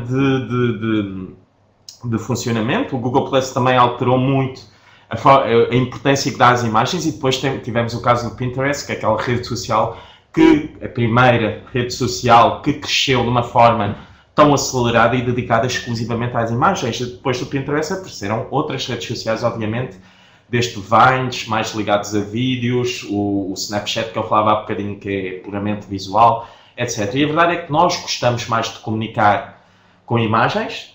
As redes sociais, o Tumblr, que é uma forma espetacular de trabalhar imagens. Eu vejo o Tumblr como quase um blog visual. É a forma como eu utilizo, por exemplo, o Tumblr, que é divulgo imagens com pequenos textos, etc. E todas as redes sociais acompanharam este processo. Agora, o facto das plataformas terem acompanhado este processo não quer dizer que depois as marcas o tivessem feito também na sua estratégia nas redes sociais. E aqui nós não podemos fugir em relação a isso. Muitas vezes, portanto, as marcas têm como objetivo, na sua presença em social media, é conseguir criar algum tipo de envolvimento, aquilo que nós falamos tanto em termos de engagement, com, portanto, os seus seguidores, com todas as pessoas que seguem a sua presença. E não há dúvidas que as imagens são, mais uma imagem agora, que as imagens são muito mais, portanto, úteis e eficazes nesse processo. Portanto, tem aqui uma questão da Marisa: qual é mais eficaz no engagement, vídeo ou foto? Eu acho que, se nós acharmos que o vídeo e a foto tiverem a mesma taxa de consumo, ou seja, se o número de pessoas que veem a foto é equivalente ao número de pessoas que veem o vídeo, provavelmente o vídeo poderá ter uma taxa de engagement maior. Mas isto tem N variáveis externas. Em primeiro lugar, nós consumimos foto de uma forma muito mais rápida do que vídeo. E há uma característica muito humana, que é nós normalmente não nos envolvemos com um conteúdo que não consumimos até ao final. Por exemplo, eu olho para uma imagem e eu posso fazer um like, fazer um comentário, fazer um share, porque eu já consumi essa imagem. Eu olho para um vídeo e imaginem, por exemplo, eu estou num local de trabalho, eu não vou pôr vídeos a correr e a perturbar toda a gente à minha volta, e isso pode, de alguma forma, influenciar a taxa de engagement. Como conteúdo propriamente dito, e se olharmos só para isso, sem as outras variáveis externas, o vídeo tem um potencial muito maior. Obviamente porque estamos a trabalhar mais, portanto, mais tipos de sentidos, estamos a trabalhar com mais variáveis, etc. O storytelling, os vídeos funcionam muito bem, mas também podemos fazer storytelling com imagens. Muitas vezes a nossa imagem não é só uma imagem, pode ser uma sequência de imagens. Aliás, para mim, uma das formas mais clássicas de storytelling são os cómics. Eu sou um maluco por cómics, portanto, então quando era miúdo, gostava muito. E os quadradinhos é uma forma muito básica de storytelling, né? Vamos vendo imagens sequenciais que nos vão contando uma determinada história e nós até começamos a criar um elo emocional com isto. Até me chateio hoje em dia depois quando tentam alterar um bocadinho as histórias, porque eu já não me identifico com elas, porque aquilo criou, portanto, uma carga emocional de tal forma que me marcou. Portanto, em termos de storytelling, nós podemos fazer isso de várias formas. Até com texto dá para fazer storytelling. Agora, o que é que tem um potencial maior em termos de passagem dessa informação? Vídeo. Vídeo tem um potencial agora.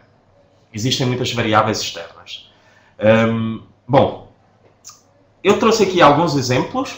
Eu não costumo normalmente apresentar, portanto, coisas que tenho sido eu a fazer. Portanto, posso dizer logo à partida que tudo o que eu vou mostrar agora a seguir de exemplos não é do meu trabalho, portanto podemos falar bem e mal à vontade, mas são bons exemplos tipicamente de utilização de imagens, portanto em social media, para objetivos muito distintos. Portanto, se pegarmos, portanto, nesta situação, em primeiro lugar, de pensar em engagement, de envolvimento das pessoas com a nossa marca, eu tenho aqui alguns exemplos que considero interessantes. E um deles, portanto, é um exemplo português, portanto, Olá. Por exemplo, a Olá vende gelados. Portanto, o que é que eu vou fazer em social media?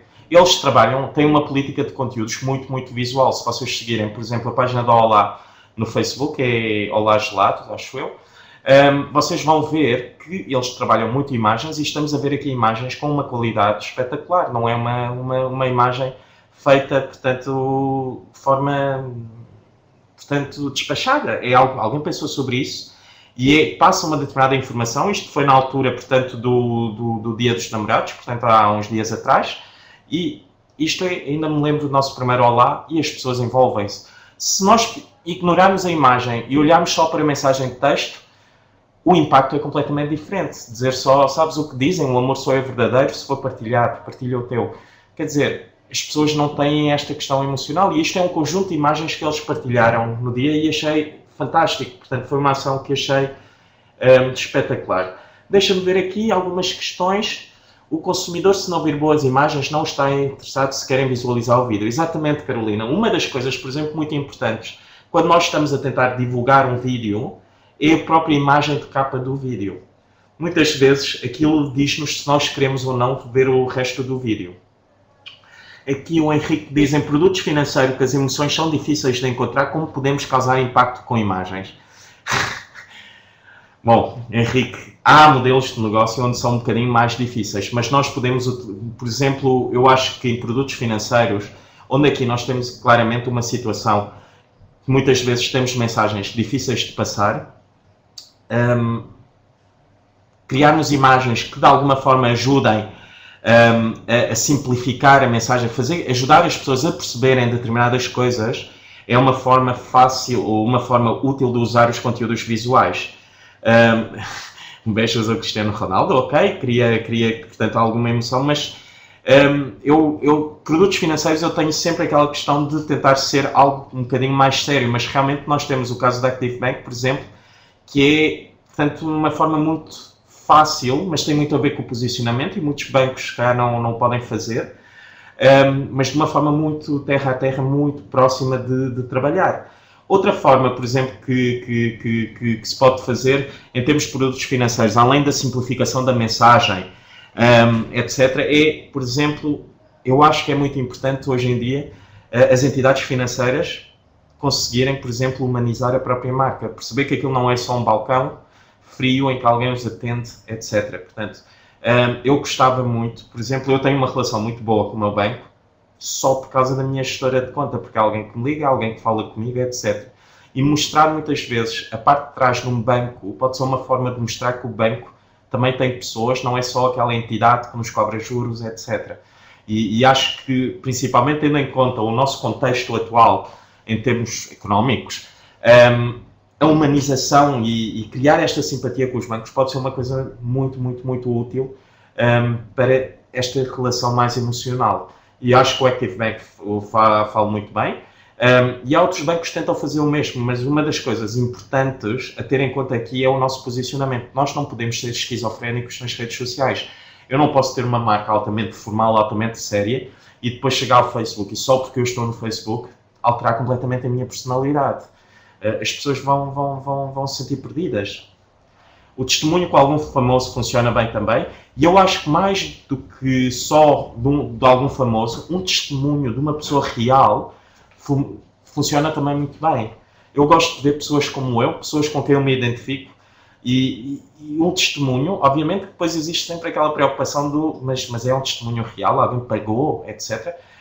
Mas é um testemunho que me vai dizer um bocadinho mais do que se calhar alguém famoso que tem determinadas condições que eu não tenho, infelizmente. Portanto, deixa-me ver aqui mais. Confesso que passei esta imagem em sinal que a comunicação foi boa, ok, da Filipa. Muito bem. Portanto, deixem-me só ver aqui a Daniela, antes de passar para o caso seguinte. Ainda trago aqui mais, aliás, eu trago aqui mais uma situação ainda da Olá. Eu podia ter feito N situações da Olá e eles têm realmente uma página muito visual, muito interessante. Portanto, com celebridades funciona porque existe um grande número de pessoas que se identifica, gosta dessas pessoas. Quando nós trabalhamos com celebridades, acho que é mais uma questão aspiracional, é alguém que nós gostaríamos de ser. E alguém que nós gostaríamos de vir a ser, alguém que nós admiramos. Comigo, por exemplo, como consumidor, funciona muito melhor pessoas reais. Quando eu digo reais, não é que as celebridades não sejam reais, mas pessoas com quem eu realmente me identifico e que sinto, ok, esta pessoa tem as mesmas necessidades que eu tenho, logo vamos entrar, portanto, vamos ficar satisfeitos da mesma forma com o produto ou com o serviço. Para mim, a melhor comunicação nas redes sociais é da Small, porque não querem vender, só comunicam para o seu público-alvo, certo? Mas quando estão a comunicar para o seu público-alvo, no fundo, é um envolvimento que possa levar à fidelização e depois à venda. Eu acho é que nós podemos fazer uma comunicação visual espetacular, mas tem que corresponder sempre aos objetivos da própria organização. A organização de determinados objetivos, que em último caso será sempre vender e ter, portanto, um negócio sustentável. Tenho aqui uma pergunta também da Ana Assunção, e no caso de uma página institucional, como dar a volta a conteúdos pesados? Alguma sugestão? Ana, eu tenho aqui mais uma série de situações e exemplos, além deste da Olá. Vamos ver esses exemplos e a seguir passamos então a ver outras situações e situações mais específicas que eventualmente eu vos possa dar algumas sugestões, ok? Senão daqui estamos aqui já a falar bem de situações, posso estar a mostrar a seguir. Vou mostrar outro exemplo também da Olá, não tenho muito a acrescentar em relação ao que já disse em relação a esta marca, mas também achei isto muito engraçado. E eles conseguem utilizar os produtos deles em muitas situações do dia-a-dia das pessoas. Por exemplo, no dia a seguir ao dia dos namorados, perguntar às pessoas: o que é que recebeste ontem? Rosas ou corneto? E depois tem esta imagem, que é espetacular. Eu olho para esta imagem e apesar de não ter recebido rosas, é algo que me faz rir e acho piada isso. E nós conseguimos ver isso pela reação das pessoas. Eu não tenho aqui nos slides, mas eles ontem fizeram também um post que eu achei espetacular. Colocaram 4 posters a imitar, portanto, os filmes que estavam a ser nomeados e a perguntar às pessoas quem é que vai ganhar hoje à noite. Achei isso fantástico. Por exemplo, portanto, eram posters dos filmes que estavam a ser nomeados, mas com os produtos deles no meio.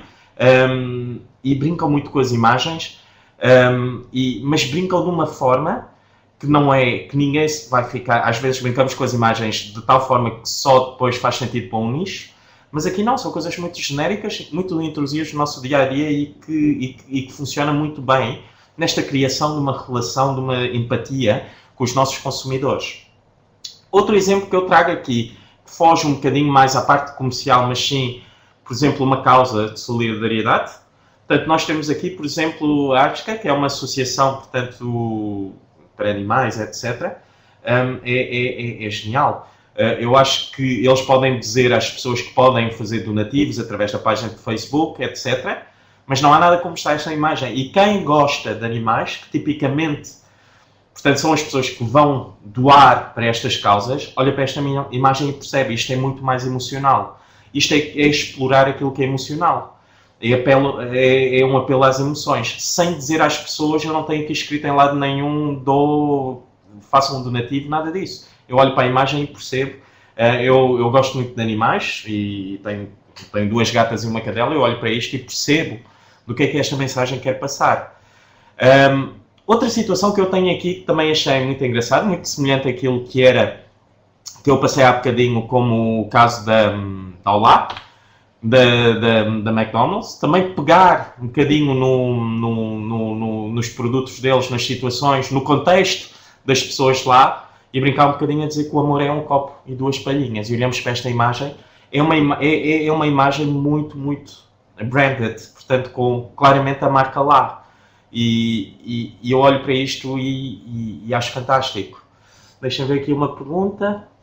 É indispensável saber utilizar ferramentas de design como o Photoshop e Illustrator para se trabalhar as imagens? Tens alguma solução para quem não está familiarizado com essas ferramentas?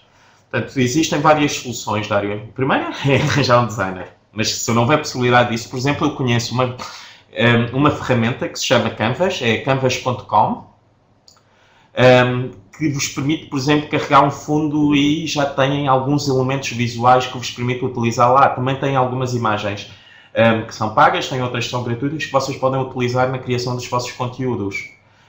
Canvas, portanto, eu vou escrever aqui no chat, só para... Portanto, Canvas.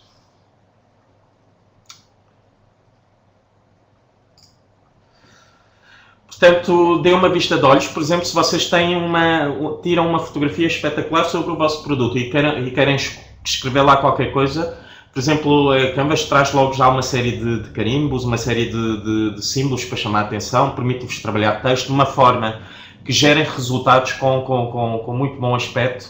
Sim, Melanie, stamps. Portanto, que vos permite utilizar, portanto, de uma forma muito, muito, muito interessante. Mas obviamente que o melhor é realmente terem alguém que vos possa dar esse apoio em termos visuais.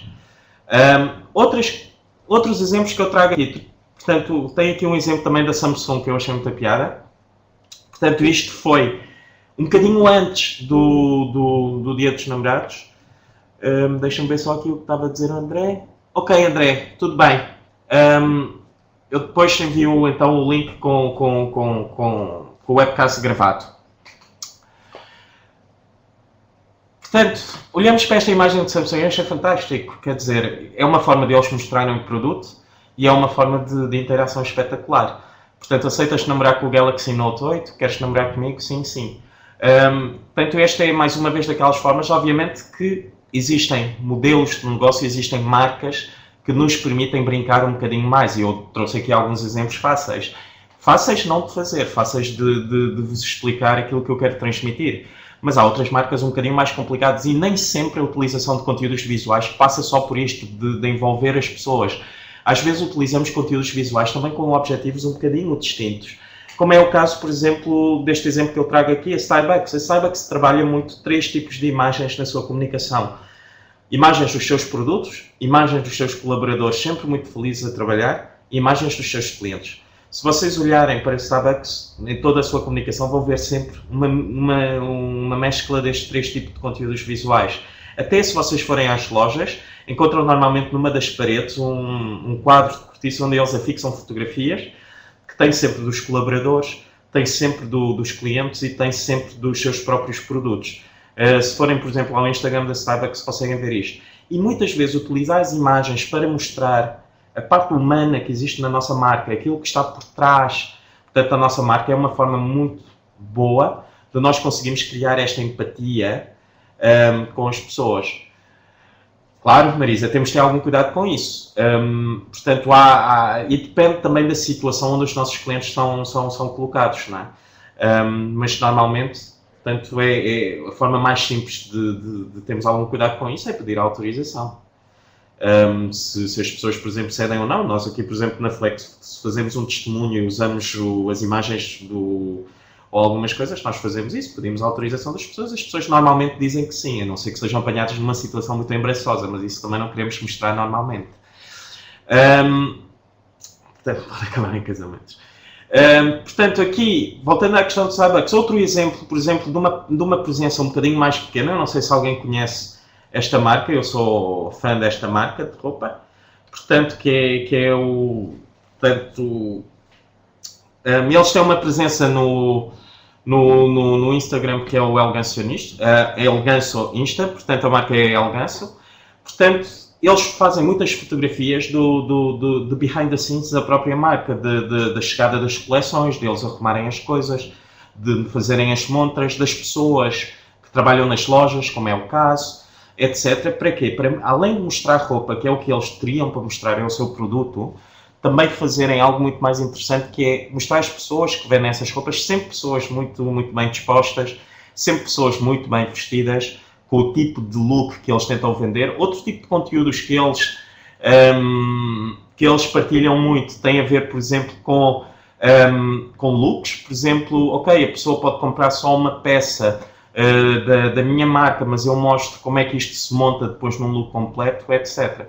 Portanto, vocês podem utilizar de uma forma, portanto, muito simples, às vezes, coisas do vosso dia-a-dia, que não exijam grande produção. Isto é uma fotografia tirada de um telemóvel. Em Instagram pedimos às pessoas para se sentarem e brincarem um bocadinho e tiramos as fotografias.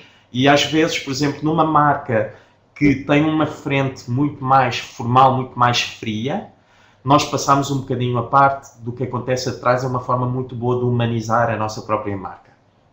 E pode funcionar como comunicação institucional para recrutamento de colaboradores, que é uma das coisas que eu falo a seguir, que é a parte do employer branding. Portanto, mostrar o bom ambiente de trabalho que existe é uma forma muito interessante de atrair talentos. As grandes empresas hoje em dia, o que é que elas ambicionam? Não é quando precisarem de alguém fazerem um anúncio e as pessoas responderem, é que as pessoas sonhem a trabalhar nessas organizações. Isto tem muito a ver com o conceito que é de employer branding.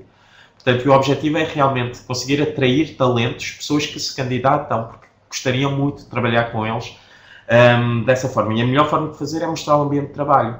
Coisas muito simples. Agora, nenhuma marca vive só destes conteúdos visuais. Os meus clientes não querem passar o dia inteiro a receber só fotografias dos meus jantares de Natal, dos meus almoços, dos meus back-office, etc. Ok, Tiago, foi um prazer também. Portanto, continuando aqui, outro exemplo que eu trago aqui, portanto, de uma realidade, por exemplo, muito mais pequena, é de uma pessoa que eu conheço. Este projeto, por exemplo, tem uma página de uma clínica dentária, ele próprio, portanto, gera a página, que é um dos técnicos, e tirar fotografias sobre as pessoas, por exemplo, que trabalhem nessa clínica dentária. Quer dizer, isto é espetacular, até porque os clientes, muitos deles que são seguidores da página, vão olhar para isto e até reconhecem as pessoas, e muitas vezes são os próprios comentários, ou se não reconhecem, quando chegam à clínica, não vão sentir aquela coisa estranha de entrar numa clínica. Ninguém gosta de ir ao dentista, eu pelo menos odeio, mas chego lá e vejo uma cara amiga, uma cara conhecida, e mostrar aqui as pessoas que já trataram de mim ou que me vão tratar é uma coisa espetacular. Eu olho para aqui e a clínica dentária não me assusta. Home Place Lusíadas também usa colaboradores reais, sim, e há muitas marcas que o utilizam, e cada vez mais. Porquê? Porque aí começa-se a criar aquela relação logo à partida das marcas com as pessoas. Depois trago aqui um exemplo completamente diferente, para também numa lógica de humanização de uma determinada marca, que é o nosso amigo Obama. Por exemplo, não há nada mais humanizante do que mostrar aquilo que a gente come. Nós olhamos, por exemplo, para o Obama, eu pelo menos olho para ele e quase que não sinto que ele tem uma vida normal. Mas depois vejo ele a lanchar e está a comer uma pizza, como qualquer pessoa come, portanto, durante um determinado processo. Eles até tinham, portanto, uma presença no Pinterest que eu achava imensa piada. O Obama tinha, portanto, a sua presença no Pinterest, e um dos boards que eles tinham no Pinterest eram aqueles que eles chamavam os lanches que se comia durante, portanto, a campanha. Mostrava os snacks que eles comiam nos autocarros da campanha, etc. E a gente olha, ele come, portanto, o mesmo tipo de snack que todos nós comemos. Tem lá chocolates, bolachas, etc. Com eles a comer, com aquilo em cima da mesa, etc. E isto é espetacular. Porquê? Porque é uma forma muito humanizante de mostrar, ok, eu posso ser o presidente, mas eu também sou uma pessoa muito humana. Não sou só aquela figura estranha que vive do outro lado do mundo, completamente diferente do vosso, etc, etc. E esta empatia, por exemplo, em termos de marketing político, é fundamental hoje em dia. Nós votamos nas pessoas com quem nós temos alguma empatia. Já não é só por uma questão de agenda política. Obviamente que eu posso sentir uma empatia muito grande por um político, se a agenda não bater certo, não bate. Mas a empatia é fundamental.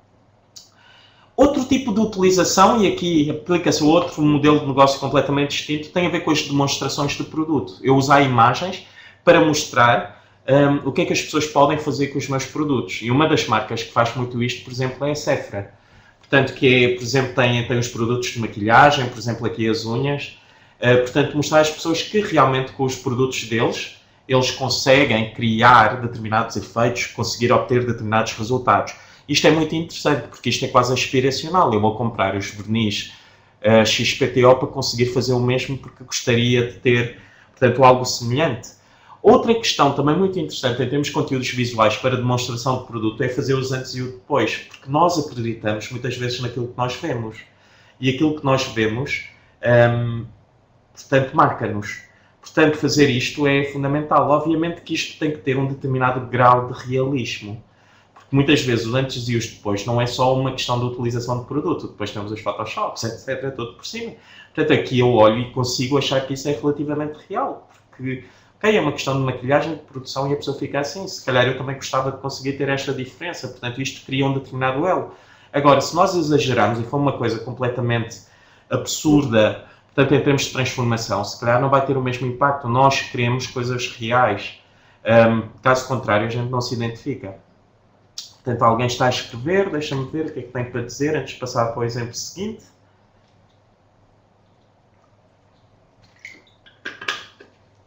Pois não, João, obrigado. Exatamente.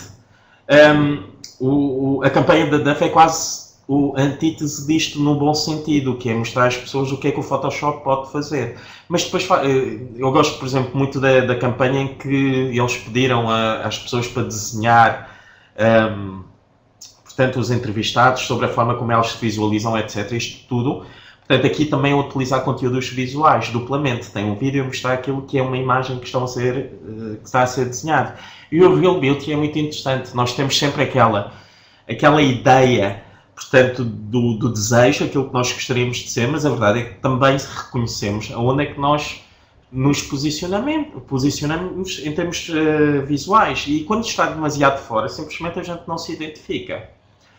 Outra situação, por exemplo, de aplicação de conteúdos visuais para demonstração de produto, não é tanto o resultado final, como o caso da Sephora, e aqui do antes e depois, mas sim mostrar passo a passo, quase como se fosse um tutorial.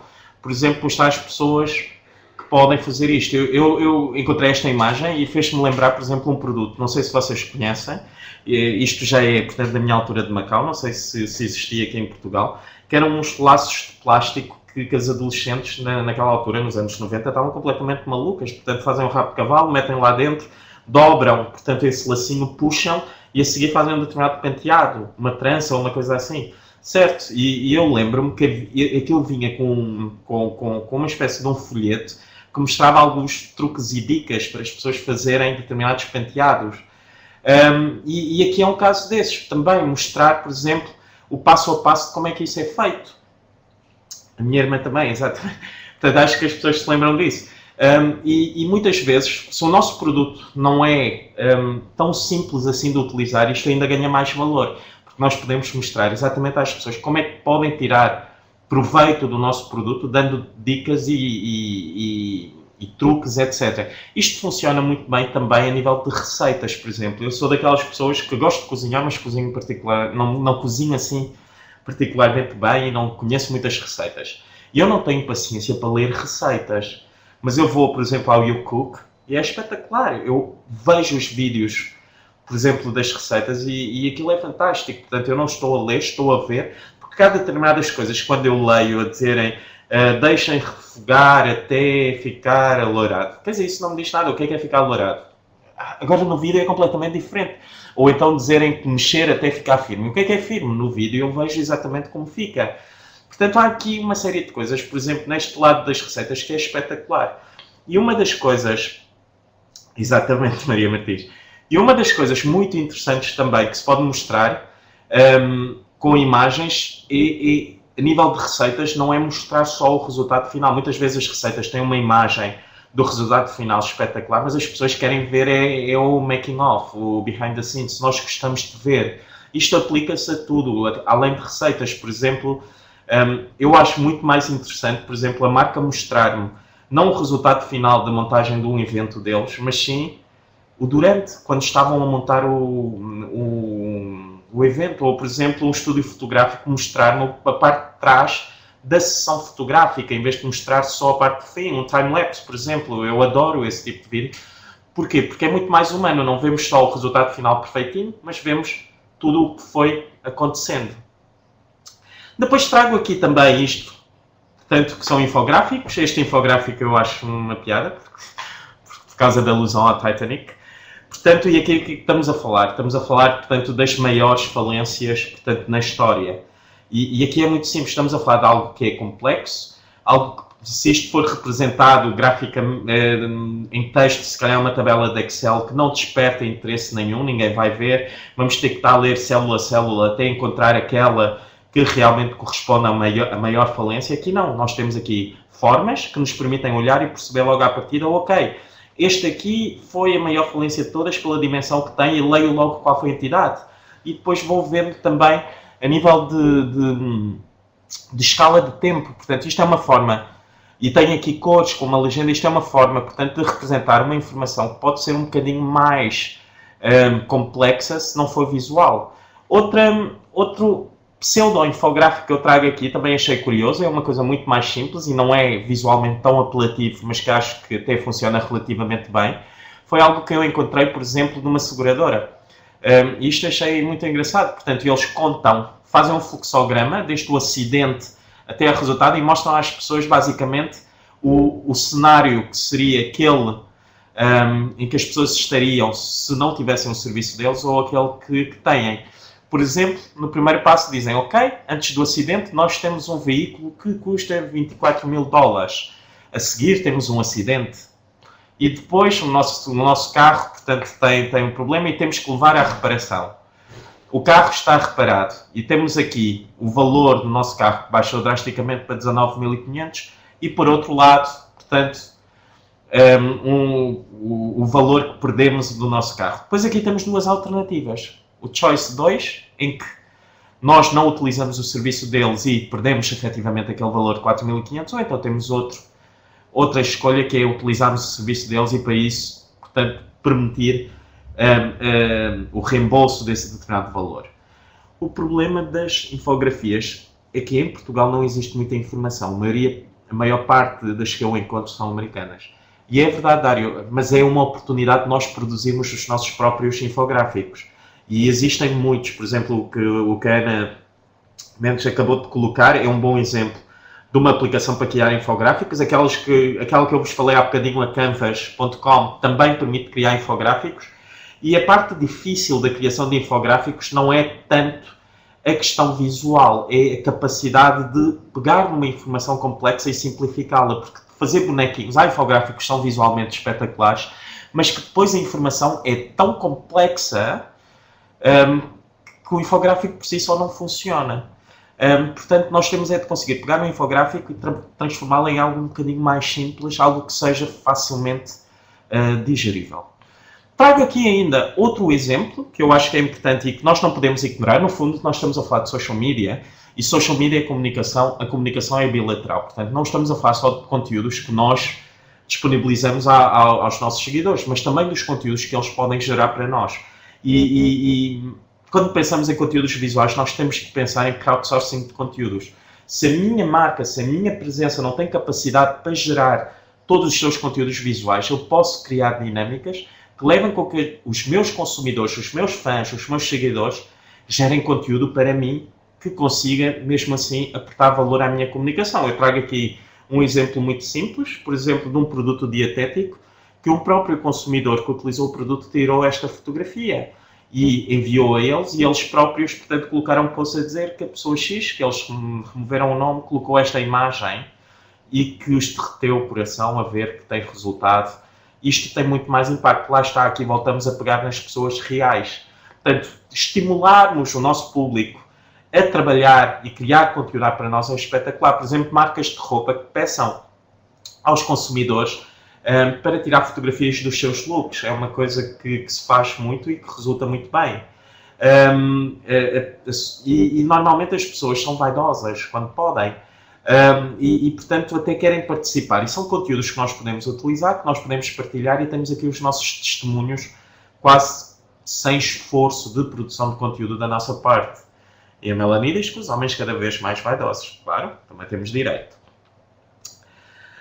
Então aqui alguns pontos-chave, e isto já estamos, portanto, a chegar ao fim, depois podem colocar as questões todas, mas aqui alguns pontos-chave, portanto, sobre a utilização de imagens em social media. Em primeiro lugar, as imagens têm que ter utilidade.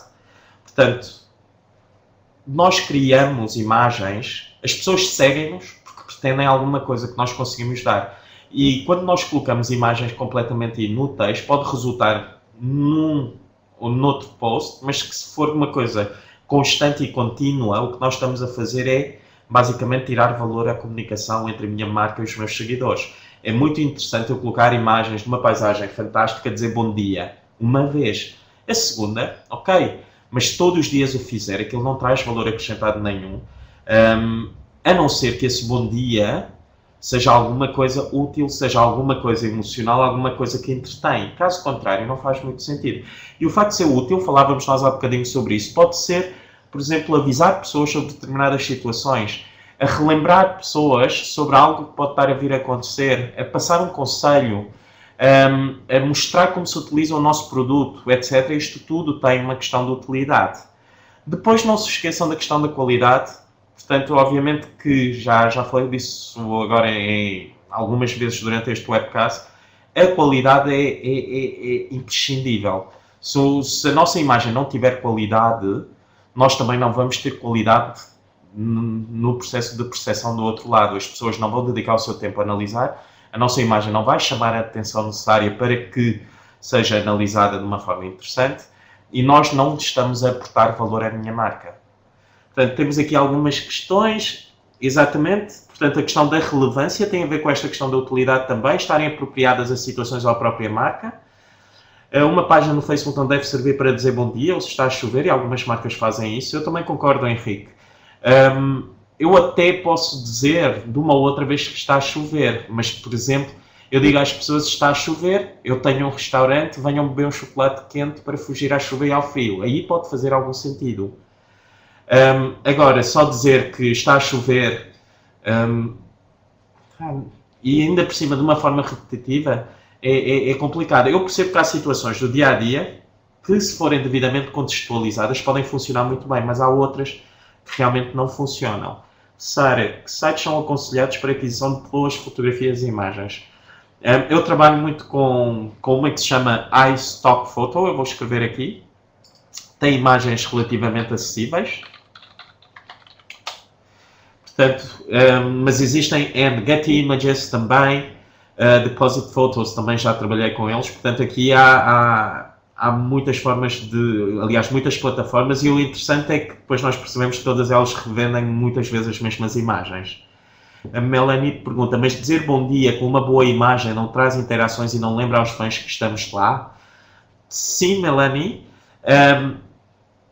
mas não aporta valor para o lado do nosso consumidor. É engraçado e pode resultar umas vezes, mas se a nossa comunicação basear-se só nisso, nós não vamos ter os resultados que pretendemos.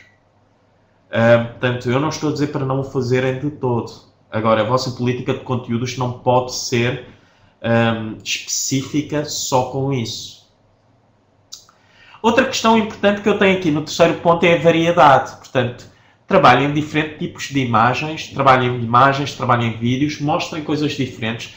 Por exemplo, falava há bocadinho da questão do employer branding e da humanização da marca, mas ninguém quer receber todos os dias imagens do nosso back-office a funcionar. Portanto, não vale a pena. Vamos tentar criar alguma variedade. Umas vezes mostramos o behind the scenes, outras vezes mostramos o resultado, outras vezes mostramos clientes a consumir o produto, etc. Portanto, nós temos que variar um bocadinho para tornar as coisas minimamente interessantes e não serem repetitivas, portanto, ao longo do tempo. Depois, outra coisa que as imagens funcionam particularmente bem é a questão do entretenimento. Portanto, pegarmos em algumas situações de humor que possam levar a envolvimento. Mais uma vez, não é aquele humor a seco, que é colocar uma anedota no meio de uma imagem. Se aquilo não estiver contextualizado para o nosso modelo de negócio, para a nossa marca, é inútil. Não faz sentido. É entreter as pessoas de uma forma contextualizada. E, por fim, envolver as pessoas, que é, no fundo, disto que nós falamos em termos emocionais. Portanto, e quando nós criamos esta política de conteúdos, há 3 variáveis que nós não podemos ignorar. Uma, que são os nossos objetivos da nossa organização, e no outro extremo estão os objetivos ou os interesses do nosso público-alvo. Portanto, se nós não sabemos o que é que eles querem, nós não conseguimos criar algo interessante para eles. Mas também não podemos criar a nossa política de conteúdos baseada 100% e exclusivamente nos interesses do nosso consumidor. Porque se não responder aos objetivos da nossa organização, toda a política de conteúdos não tem retorno. O que nós tentamos fazer é fazer um cruzamento e tentar encontrar aquilo que existe em comum entre aquilo que eu tenho para oferecer e aquilo que eles procuram. Isto tudo com uma terceira variável, portanto, na equação, que é a personalidade da própria marca. Portanto, já vos disse há bocadinho que as marcas não podem ser esquizofrénicas. Se a minha marca tem um determinado posicionamento fora das redes sociais, eu tenho que manter esse posicionamento nas redes sociais. E muitas vezes o que nós temos que definir à partida é qual é a personalidade da minha marca, conhecer o meu público-alvo e quais são os meus objetivos. E pegar nestas 3 variáveis e começar a construir a nossa política de conteúdos. E só depois é que dentro da nossa política de conteúdos começamos a pensar de que forma é que as coisas podem ser visual, devem ser visual ou simplesmente não podem ser visuais. Há informações que podemos não conseguir passar. Mas temos que pegar sempre nessas 3 variáveis. Caso contrário, vai haver algo que vai falhar. Ou não mostramos aquilo que as pessoas estão minimamente interessadas, ou então nós não conseguimos cumprir os nossos objetivos, ou então simplesmente estamos a ser esquizofrénicos e a passar uma mensagem que nada tem a ver com o resto, que as pessoas não identificam, não estamos a trabalhar o reconhecimento da nossa marca em termos de top of mind, de referenciação da nossa marca no lado consumidor. Devemos planear também para os social media quando planeamos para os meios. É fundamental. Quer dizer, não é, social media não se gera em cima do joelho. A gente não acorda de manhã e decide, ok, sobre o que é que eu vou escrever hoje no Facebook. A questão é que ainda há marcas, eu sei que fazem assim, mas não é desta forma que nós trabalhamos. Nós temos que fazer um planeamento de conteúdos e o planeamento de conteúdos tem que ser feito para um determinado público-alvo. E é isso que existe, portanto, o planeamento. Portanto, 100% de acordo, Henrique. Bom, posto isto, portanto, a minha apresentação está praticamente terminada. Eu já coloco as questões, vou só colocar aqui, portanto, novamente, e depois já volto a colocar este slide também, que são os meus contactos, já passamos às questões. Por exemplo, aqui os meus contactos, se tiverem alguma questão posteriormente, ou alguma coisa que vocês acham que possa ser interessante partilhar, peço favor que o façam. Isto é uma área que me interessa muito pessoalmente e profissionalmente. Eu gosto muito de trabalhar conteúdos visuais. Eu poderia estar aqui horas e horas a fio a falar. Isto é um webcast, portanto tem uma determinada duração. Até porque daqui a bocadinho está na hora de jantar e começam a salivar e já ninguém quer ouvir. E, portanto, tenho aqui os meus contactos, os contactos da Fleck também, se precisarem. Outra informação que eu acho que é importante é, portanto, para quem está a fazer o nosso primeiro webcast, portanto, existe um site que é o lifetraining.pt/webcast, onde nós vamos divulgar, portanto, regularmente os próximos webcasts que vamos ter disponíveis. Isto é, portanto, uma ação conjunta de 3 marcas. Estamos a falar da Fleck, da Galileu e da Rumos. Portanto, algumas marcas que vos possam ter conteúdos que vos interessam um bocadinho mais, outros menos, podem acompanhar aqui, portanto, o lifetraining.pt/webcast, os próximos webcasts, fazer a vossa inscrição. Se estiverem interessados apenas nos da Fleck, podem seguir a nossa página de Facebook, que nós divulgamos sempre. Como assim, Luís? Por newsletter fazemos, mas cada marca faz por si. Portanto, a newsletter da Fleck nós vamos divulgando os webcasts que vamos ter a seguir, a Galileu faz as suas, a Rumos outras. Aqui estão armazenados sempre os próximos webcasts e também disponibilizamos aqui depois a versão gravada de webcasts que já aconteceram. Portanto, é onde nós estamos a juntar tudo. Estamos a tentar, se vocês virem no cantinho superior direito do site, um botão ainda meio discreto do YouTube. Estamos a criar, portanto, um canal de YouTube com os nossos webcasts. Ainda são poucos. Isto é uma iniciativa relativamente recente. Posso-vos dizer, por exemplo, que já existe um webcast da Fleck planeado para abril. E a temática tem a ver com a criação da identidade profissional, portanto, na era digital. Portanto, o que é criarmos a nossa própria identidade profissional? Tem a ver com LinkedIn, tem a ver com Facebook, tem a ver com a criação de blogs, tem a ver com About Me, portanto, como é que nós conseguimos criar uma boa imagem nossa e que melhore, portanto, a nossa imagem como identidade profissional. Se quiserem assistir, é no dia 4 de abril, só tem que fazer a inscrição como fizeram desta vez. É marketing pessoal, mas exclusivamente numa componente digital, Carolina. Portanto, ok, o marketing pessoal, acho que aquilo que nós vamos falar nesse webcast são ferramentas de marketing pessoal, mas não o marketing pessoal como um todo. Ok? Vamos falar de algumas técnicas que podemos utilizar, portanto, a parte digital para contribuir ao marketing pessoal. Portanto, eu dou por terminado o meu webcast. Estou agora disponível para algumas questões e partilha de questões ou situações que vocês queiram fazer. Portanto, ser-vos enviado depois, então, informações sobre este webcast já gravado, se alguém quiser rever. Se alguém quiser, portanto, esta apresentação em PDF, podem-me enviar por e-mail e eu posso vos enviar também. Portanto, se tiverem alguma questão, agora, portanto, eu estou disponível no Fleck, vou fazer uma experiência aqui, deixem-me ver. Portanto, agora deve-me ver um bocadinho melhor, que eu já não tenho slides para colocar, mas isto faz-me alguma confusão, portanto, desculpem lá, vou passar para o ecrã pequenininho. Vou só projetar aqui nos slides os meus contactos, para depois se precisarem. Ok, Maria. Portanto, bons bolos, portanto, deixem-me ver aqui, espero que tenham gostado. Qual é o número de inscrições por sessão? Joana, nós temos, portanto, um limite máximo de 100 inscrições por sessão. O que acontece é que nós acabamos sempre por colocar algumas pessoas em lista de espera, porque há pessoas que acabam por nos avisar um bocadinho antes que afinal já não podem ir, e principalmente por se tratar de uma iniciativa gratuita, há muitas pessoas que se inscrevem e depois no próprio dia não comparecem. Eu posso-vos dar um exemplo, nós tivemos cerca de 120 inscritos, portanto, neste workshop, e tivemos volta de 40 e poucos participantes neste webcast. Portanto, como assim, Margarida, para inscrição para abril, podem fazê-lo já, portanto, no site lifetraining.pt/webcast, ou então seguirem a página da Fleck quando nós começarmos a anunciar o webcast, portanto, haverá também informações sobre a inscrição. Aquilo é um formulário que se preenche, Margarida. Assim que o fizerem, portanto, depois recebem um e-mail tal como aconteceu desta vez, com a informação de acesso, etc. A minha ligação não foi a melhor. Será possível ter esta formação em vídeo? Sim, sim, André. Nós vamos disponibilizar isto gravado, portanto, provavelmente não já amanhã. É só tratarmos o vídeo, portanto, da gravação. A seguir nós colocamos... portanto, vamos colocar no YouTube, vamos colocar, portanto, na parte do site lifetraining.pt e depois vocês terão acesso. Nós enviamos por e-mail assim que estiver disponível. Portanto, só não vos prometo que seja já nos próximos 2 ou 3 dias. Ok, obrigado, Sara, Diana, Raquel, etc. Aqui o João, não estou a conseguir aceder ao endereço que referiste do Live Training, podes voltar a pôr o link, portanto vou só escrever aqui no chat o link, portanto livetraining.pt. Portanto, se acederem aqui, conseguem ver uma área chamada Webcasts, e aí conseguem ver, portanto, todos os webcasts que estão previstos. No caso da Fleck já temos o de abril e depois vamos colocar o de maio, etc. Portanto, aqui faltava o HTML.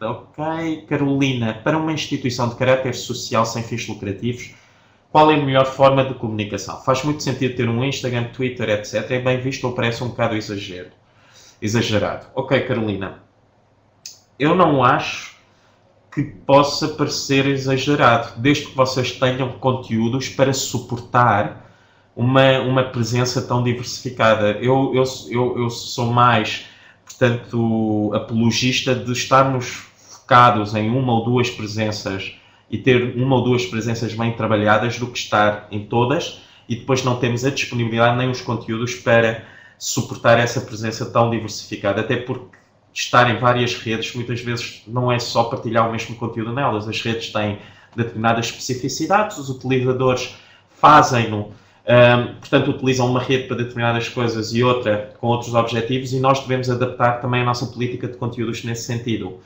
Pois por isso, portanto, deixem-me ler aqui, os objetivos são muito concentrados, não há muitos conteúdos. Portanto, pensem em focar, portanto, a vossa presença, se calhar, Carolina, numa outra rede social que faz um bocadinho mais, que vocês sintam que conseguem chegar ao vosso público-alvo de uma forma mais ágil, e aí pensem na vossa política de conteúdos. As instituições de caráter social são muito ricas, ou podem ser muito ricas em termos de política de conteúdos visuais, porque há muita coisa que podemos partilhar. Agora, eu também não sou apologista de ter uma política de conteúdos muito forçada naquela posição do coitadinho, não sei se me faço entender. Portanto, há muita coisa mais, eu acho que uma associação de caráter social, mais do que esta posição, pode ter um papel muito mais aspiracional ou inspiracional, mostrar o que é que pode ser, não tanto o que é que se está a passar. Portanto, aqui há um mundo, e agora depende muito também da natureza da própria instituição. Portanto, aqui o Luís diz que fala-se muito em Twitter para hotelaria. Faz sentido? Será que é a melhor maneira de divulgar o hotel? A questão do Twitter, para além da divulgação, tem uma questão muito pertinente, Luís, é a utilização do Twitter a nível internacional. Em Portugal, se calhar o número de utilizadores ainda não é tão relevante como nós gostaríamos que fosse para quem trabalha nesta área. Mas a verdade é que em todos os modelos de negócio em que nós pensamos num público externo, o Twitter tem que fazer parte, porque globalmente é uma das principais. E não estar no Twitter perde-se algumas oportunidades. Portanto, aqui Filipe Firmino, ótima iniciativa, gostei bastante, obrigado. Aqui a Carolina, obrigado. João Soares, tenho mais uma questão, já tentei várias vezes criar elementos gráficos para Facebook, coisas tão simples quanto um retângulo e algo escrito. Resultado, texto todo pixelizado, simplesmente no Facebook, simplesmente horrível. Alguma dica para isso? Sim. Uma das coisas importantes é tentem perceber, consoante a plataforma onde vocês estão a trabalhar, as dimensões aconselhadas, ok? Portanto, por exemplo, no Facebook, quando eu trabalho um post, se estou a criar uma imagem para um post, eu trabalho com, por exemplo, eu crio as imagens em 800 pixels por 800 pixels. E trabalho normalmente imagens quadradas no Facebook, porque depois em mobile as pessoas vão ver mesmo as imagens quadradas.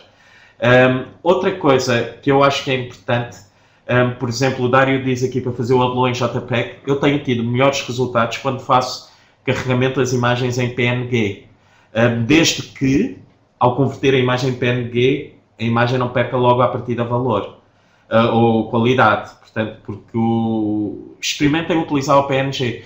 Eu tenho tido melhores resultados, principalmente uma das coisas que mais me chateia é trabalhar a imagem de perfil do Facebook e o logo ficar todo pixelizado. E eu tenho conseguido melhores resultados em termos de PNG.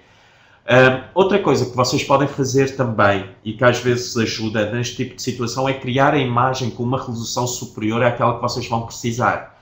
A imagem vai ficar ligeiramente mais pesada, mas hoje em dia a velocidade de acesso à internet normalmente já não é um problema. Mas que, portanto, vocês garantem que se houver necessidade de otimização da imagem pelo lado da plataforma, será sempre numa perspectiva de diminuir e nunca de aumentar, porque quando se aumenta é que se perde mesmo qualidade. É o que tenho feito, até porque foi a indicação que recebi. Portanto, bom, João, experimente aumentar, por exemplo, a resolução, crie a imagem para 100 dpi em vez de 72 dpi, que é aquilo que utilizamos tipicamente. Eu tenho trabalhado muito com imagens a 100 dpi, 800 por 800 pixels para posts de Facebook, por exemplo. Eu não tenho tido, portanto, grandes problemas em termos de qualidade. Obrigado, André Silva. Exatamente, vocês facilmente conseguem ver todas as dimensões das redes sociais se fizerem uma pequena pesquisa. Agora, o Tiago Garrido pergunta, para uma empresa que vende vídeos, qual a melhor maneira de comunicar com imagens no que diz respeito à ativação de marca nas redes sociais? Que vende vídeos, portanto, podem ser screenshots dos vídeos. Portanto, eu acho que aqui passa muito numa lógica, se calhar, também de experimentação. Agora, vende vídeos como, Tiago? Vende o serviço de fazer vídeos ou vende vídeos que já estão criados? Só para perceber. Portanto, vídeos promocionais, ok, criação. Eu acho que uma das melhores formas de fazer isso, Tiago, é mostrar trabalhos que vocês já fizeram. Não há nada como mostrar know-how. E aqui não é tanto imagens, mas sim vídeos. Mostrar os vídeos que vocês já fazem. porque isto é o melhor testemunho, é exatamente mostrar portfólio, isto é mostrar know-how e as pessoas verem aquilo que eles podem vir a ter se trabalhar convosco. Depois, uma das coisas que eu acho também muito interessante neste tipo de empresa, Tiago, é mostrar um bocadinho o making of dos vídeos, as filmagens, etc. Porque muitas vezes as marcas podem associar, principalmente se for uma empresa pequena, as marcas pensam, isto deve ser uma coisa muito amadora, etc. E eles, ao verem que há um trabalho todo muito profissional por trás, mesmo com fotografias a mostrar, o cameraman, etc., o trabalho de edição, pode aportar algum valor ao profissionalismo, portanto, o vosso serviço e portanto, ajudar-vos com os objetivos que vocês pretendam. Agora, isto em relação a imagens de making of, acho que é fundamental. E depois é mostrar trabalho, acho que é o melhor que vocês podem fazer. Em relação à Ana, voltar a questionar sobre as páginas institucionais, por exemplo, uma página governamental. Dá para especificar um bocadinho melhor ou não, Ana? Que tipo de atuação, página governamental? Porque se falarmos, por exemplo, de segurança social, é completamente diferente do que polícia. Uau! O que é que podemos fazer na página da polícia? A primeira coisa que me ocorre assim, já assim, on the fly, obviamente que eu estou a pensar sobre isto, não tenho isto preparado, se calhar depois posso-me lembrar outras coisas mais interessantes, mas uma primeira coisa é um bocadinho reabilitar a própria imagem da polícia, portanto da polícia como um todo, como uma organização, ou seja, mostrar que são pessoas, mostrar o que fazem os polícias, mostrar o que é o dia-a-dia de um polícia, acho que é interessante, utilizar as imagens para aconselhar e fornecer informações úteis às pessoas, porque no fundo o polícia não serve só para resolver no fim, serve também, tem toda aquela postura também de evitar que aconteçam determinadas coisas e isto passa muito por ensinar, por evangelizar as pessoas. Agora, o que é que nós podemos fazer mais ainda numa página institucional, por exemplo, da polícia?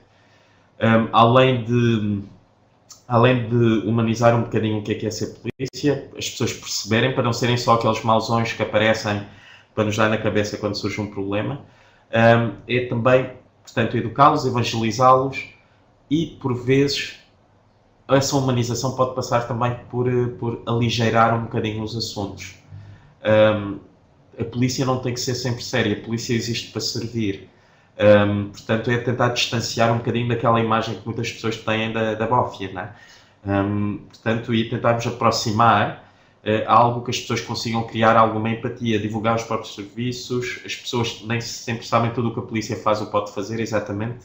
As pessoas às vezes não sabem para que é que servem, por exemplo, o 112 e as pessoas ligam para tudo e mais alguma coisa. Perceber, portanto, que tipos de departamentos existem na polícia, como é que uma pessoa pode ser polícia. A Escola Segura, por exemplo, também é uma iniciativa muito interessante, proximidade com os idosos. No fundo, isto tudo dá para mostrar aquilo que vocês realmente são e assim ganhar algum valor, portanto, em relação à vossa imagem, ao vosso posicionamento para as pessoas, que no fundo é o vosso público-alvo. Agora, vocês, neste caso, o vosso público-alvo é qualquer cidadão, portanto, vocês podem fazer muita coisa. Imagens para alimentar o Facebook. Portanto, são as imagens que consigam de alguma forma demonstrar. Quando nós falamos em conteúdos visuais, aqui uma coisa muito importante é perceber que as imagens, nós utilizamos imagens para não termos que explicar coisas, nós utilizamos imagens para mostrar. É esta transição que é importante. Portanto, muitas das coisas que eu agora mencionei são coisas que, se forem texto, teriam que ser explicadas. E com uma imagem vocês conseguem mostrar. As pessoas conseguem, portanto, pegar nessa informação muito mais rapidamente, absorvê-la, percepcioná-la e criar um elo mais emocional. Por exemplo, mostrar fotografias da atuação da polícia nas escolas seguras, acho que é uma coisa muito interessante. Mostrar, por exemplo, a academia, portanto, como é que a pessoa chega à polícia, o dia-a-dia de um polícia, mostrar determinadas situações, utilizar imagens para ensinar pessoas sobre determinadas coisas, aconselhando-as a tomar uma determinada atitude ou outra. Portanto, acho que aqui a ideia é, pensem naquilo que vocês querem comunicar e depois pensem como é que eu posso mostrar isso em vez de explicar. E aí tem uma boa forma de criar os conteúdos visuais. Portanto, a Ana Nogueira Mendes também disse aqui, no caso do Facebook, parece que há sempre aquela eterna questão dos limites de texto numa imagem que é suposto cumprir. Em relação a isso, há realmente alguma restrição da percentagem de texto numa imagem ou como está isso a ser definido? Existe a regra de 30%, mas não é isso que normalmente é praticado. Ana, a regra é dos 20% e só se aplica se depois querem, portanto, ativar esse post com publicidade. Caso não haja publicidade associada, assim, se fizerem uma promoção utilizando os Facebook Ads, caso não haja essa necessidade, não há regra nenhuma. A vossa imagem pode ter muito mais do que texto. Ok? Já houve regras associadas ao cover photo, etc., mas isso já não se utiliza também. Agora, pensem sempre, se estou a criar um post que eu vou querer depois ativar com publicidade, se calhar tenho que respeitar a questão dos 20%. Muito bem, acho que respondi às questões que foram colocando. Se me esqueci de alguma, repitam se faz favor. E mais alguma questão que queiram colocar? Se não houver mais nenhuma questão, queiram colocar aqui, ou depois preferem colocar em privado, como vos disse, tenho o e-mail, portanto, onde podemos conhecer essas regras do Facebook. Bom, Sofia, eu normalmente acompanho 2 blogs em termos de informação que me tem sido útil para utilizar no Facebook. Portanto, eu vou escrever aqui no chat os 2 blogs que eu utilizo. Portanto,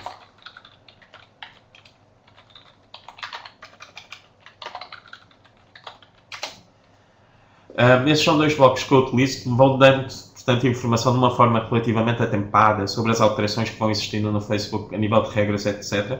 Mas todas as regras, regulamentos, etc. do Facebook estão no Help. Portanto, é uma questão de chegar lá e começar a navegar se tiverem um bocadinho de paciência. Caso já tenham conhecimento de algumas regras e só querem ir acompanhando, estes 2 são os meus blogs prediletos. Não quer dizer que não utilizo outros, mas normalmente aquilo que eu encontro aqui abarca grande parte das coisas que eu preciso. Bom, mais alguma questão que queiram colocar? Ok, portanto, se não houver aqui mais nenhuma questão, a Ana está a escrever qualquer coisa, deixa-me ver só se há uma questão. Ok, obrigado. Portanto, então, vou só agradecer, portanto, a vossa presença. Espero que tenha sido útil. Tenho aqui os meus contactos, mais uma vez, e os contactos da Flex se precisarem de alguma coisa. Portanto, nós voltamos depois, no caso da Flex, em abril, com outro webcast. E é isto. Portanto, obrigado, prazer às pessoas que eu não conheço. E até breve. Obrigado.